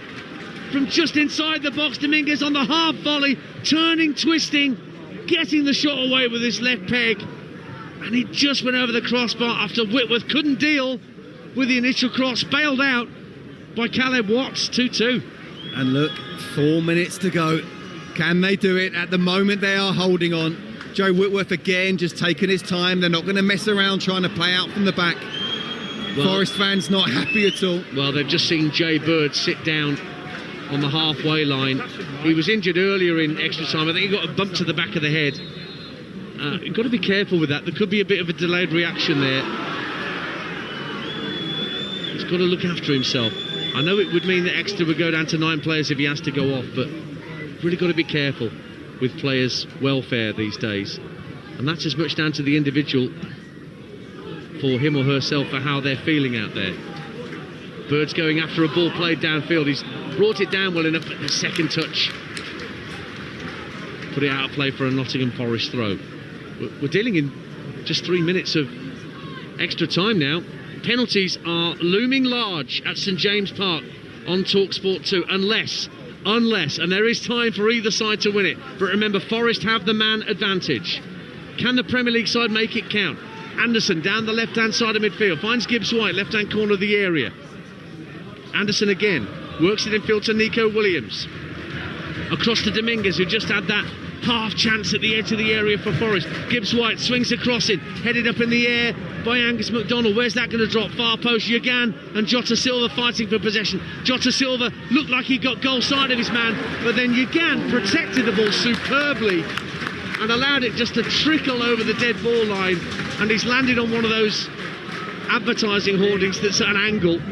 I don't think it's a plastic one. Oh, they're dragging him onto the field so they can attend to cramp.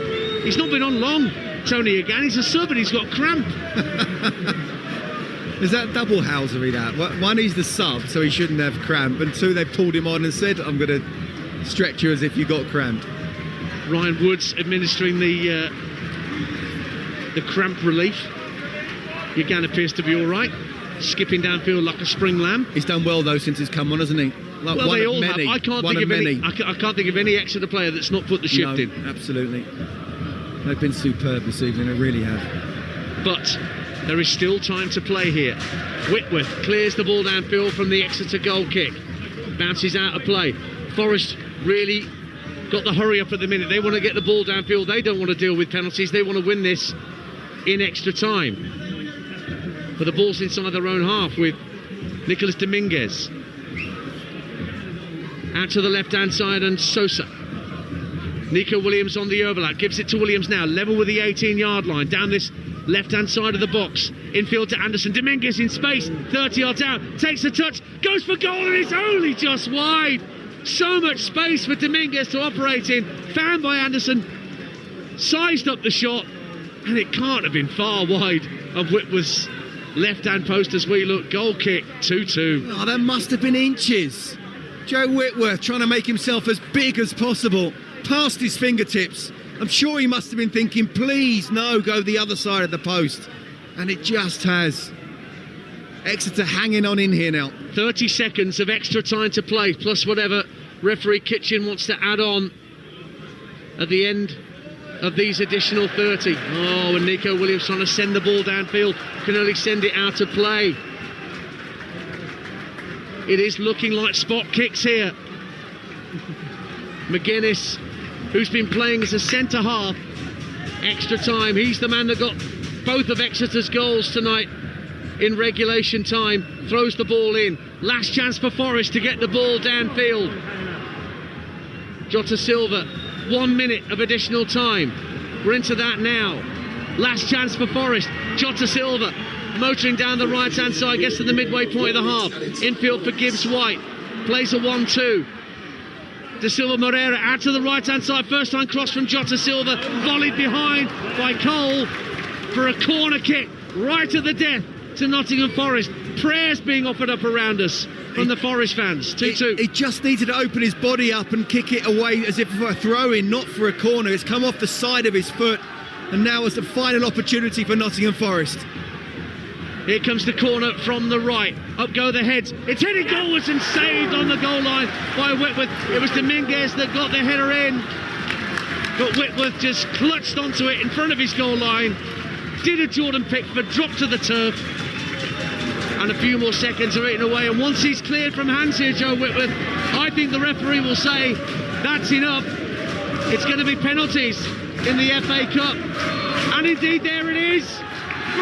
Full time and extra time. We're heading for penalties down in Devon. It is as it was at the end of normal time. Exeter City 2, Nottingham Forest 2. Despite the man advantage, Forest couldn't get the job done, so it's down to 12 yards. We'll be back with penalties next on Talksport 2. Talksport 2, official broadcast partner of the Premier League and the English Football League. Get unbeatable coverage of the business side of the beautiful game with Simon Jordan and Tesco Mobile for Business on Talksport. From Southampton to the North Stand, West Ham to Easter Road. Join the most well-connected man in football for an exclusive look inside the boardroom. This is a long way from a done deal. Simon Jordan's business briefing on Talksport with Tesco Mobile for Business. Small business or side hustle, get business phone bills for up to 40% less than the big mobile networks. For terms and verification, visit tescomobile.com/business. This is the call of the chiff-chaff. This is the call of the willow warbler. Hear the difference? Thankfully, some things are obvious, like choosing Interactive Investor for your ISA and personal pension.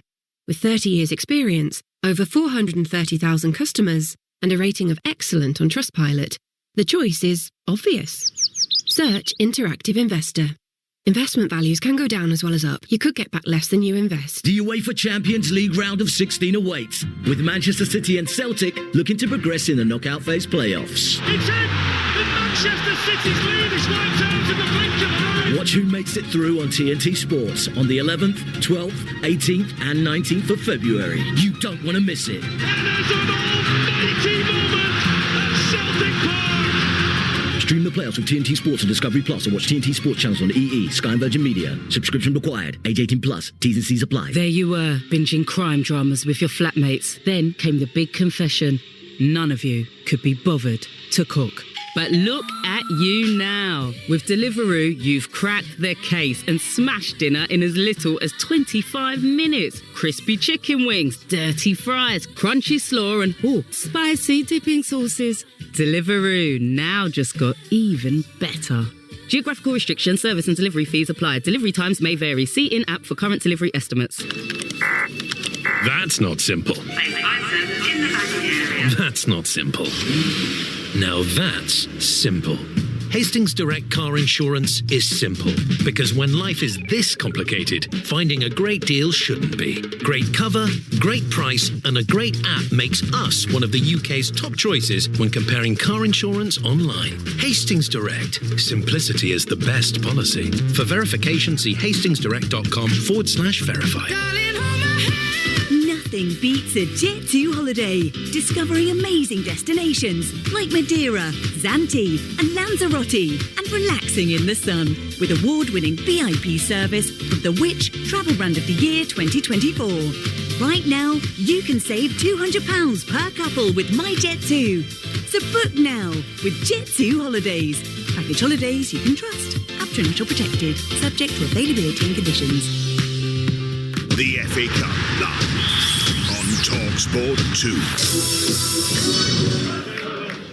Penalty kicks here at St James's Park after 2-2 after extra time between Exeter City of League One and Nottingham Forest of the Premier League. Ian Danter and Scott Minto with you. Listeners from Talksport joining us at this point for this penalty shootout. Exeter took an early lead through Josh McGuinness in the first half. Goals from Sosa and Awonyi got Forest in front at half-time, but McGuinness equalised for Exeter early in the second half. Awonyi stretched it off, led to a 10-minute delay at the end of normal time. Exeter had a man sent off, Ed Turns on debut, but no further goals in the extra 30, and that's now why we have penalty kicks away to our right at the Thatcher's end. And Exeter will go first with the man that scored both their goals tonight, Josh McGuinness. Matt Sells, who had to come on for the injured Carlos Miguel during the second half, just taking his time, placing the towel the other side of the post and just generally trying to unsettle Josh McGuinness, who's been waiting to take the spot kick for about 30 seconds. Only now is Sells for Forest settling on his goal line, away to our right. So the penalty contest about to get underway here. McGuinness first up against Sells and finds the top corner to the right-hand side. Sells gets right and flung himself to his left. But a super penalty from McGuinness to start us off, Scott Minto. Brilliant penalty, and especially when you go in first, you really want your best penalty taker to score. There was a lot of pressure, you're right, he was waiting a long time, but top corner, no stopping that. Well, now it's Chris Wood, who had to come on for Nottingham Forest after the injury to Taiwo Awoniyi, who got stretchered off. 6 goals in his last 6 for the New Zealander. And he's now carefully spotting the ball down away to our right-hand side. Everybody on their feet here, everybody in the press box is standing up. Whitworth, the Exeter keeper, bouncing up and down on his goal line, waving his hands about. Chris Wood just waits patiently at the edge of the area. Up he steps, right-footed, scores, lovely penalty, cracks it to the right of Whitworth, who again guessed correctly, but it was hit too firmly, straight past him, 1-1. Yeah, precision and power on that one. Perhaps a little bit more power than the precision, but there's no way he's stopping that, Whitworth. He went the right way. That's exactly how to respond. Reece Cole just back in the Exeter starting lineup. He missed most of December and all of January with injury. Back tonight and on as a second half substitute in normal time. He's second up for Exeter City. Up against Sells, right-footed, saved by Sells, plunges low to his right, and the Belgian keeper gives Nottingham Forest the advantage. Cole holds his hands over his face, can't believe that he's not taken his chance. Still 1-1 and Forest about to have their second penalty. But it looked like he was standing just a little bit towards the left-hand side, and then just as Cole was taking it, went towards the right and dived really quickly. Good save. Wasn't right in the corner, or quite the power that we've seen before. Good save that, though. Exeter players going quickly to console Reece Cole as he heads back to the halfway line. Morgan Gibbs-White, another of the big names that Nuno Espirito Santo felt he had to bring on as a substitute in the second half. He's next up for Forest to give them an advantage here. Up against Whitworth. Short run up, only 2 or 3 paces back from the ball. Gibbs-White. Whitworth settles on his line. Up steps Gibbs-White. Right-footed and rolls it down the middle. And Forest lead by 2-1 after 2 penalties apiece on Talksport and Talksport 2 in the FA Cup. I'll tell you what, when the keeper goes the other way, it looks such a simple penalty. It's one of those. Well, if the keeper had gone the right way, he would have saved it, but he didn't. So it's a really good penalty from Morgan Gibbs-White, just waiting to the last second, waiting to see a little bit of movement from Whitworth, and he put it the other way. So 2 penalties apiece, 2-1 to Forest. Ipswich Town await the winners of this tie in round 5. Angus MacDonald making his debut for Exeter tonight, had a very good game at centre half. He blasts it onto the crossbar, and another penalty goes begging for Exeter City. Angus MacDonald hits it really firmly, but it hit the angle of post and bar, and Forest are in the box seat now. Well, he got the power, but clearly not the precision. And I'll tell you what a massive, massive penalty coming up now. 2 out of 2 for Forest, only 1 out of 3 for Exeter. And psychologically, if Elliot Anderson can get this in, I don't see how Exeter can come back.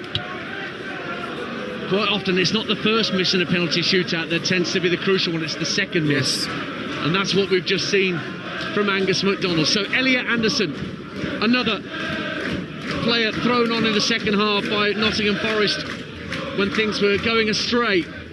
He's next up against Whitworth to give Forest a 3-1 lead in this shootout.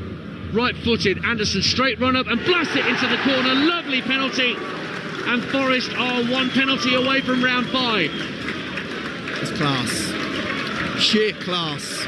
And even if Whitworth had gone the right way, he's not stopping that. One of those where he's pinged it into the inside of the side netting. It's a wonderful strike, a lot of pressure. Even more pressure now, though.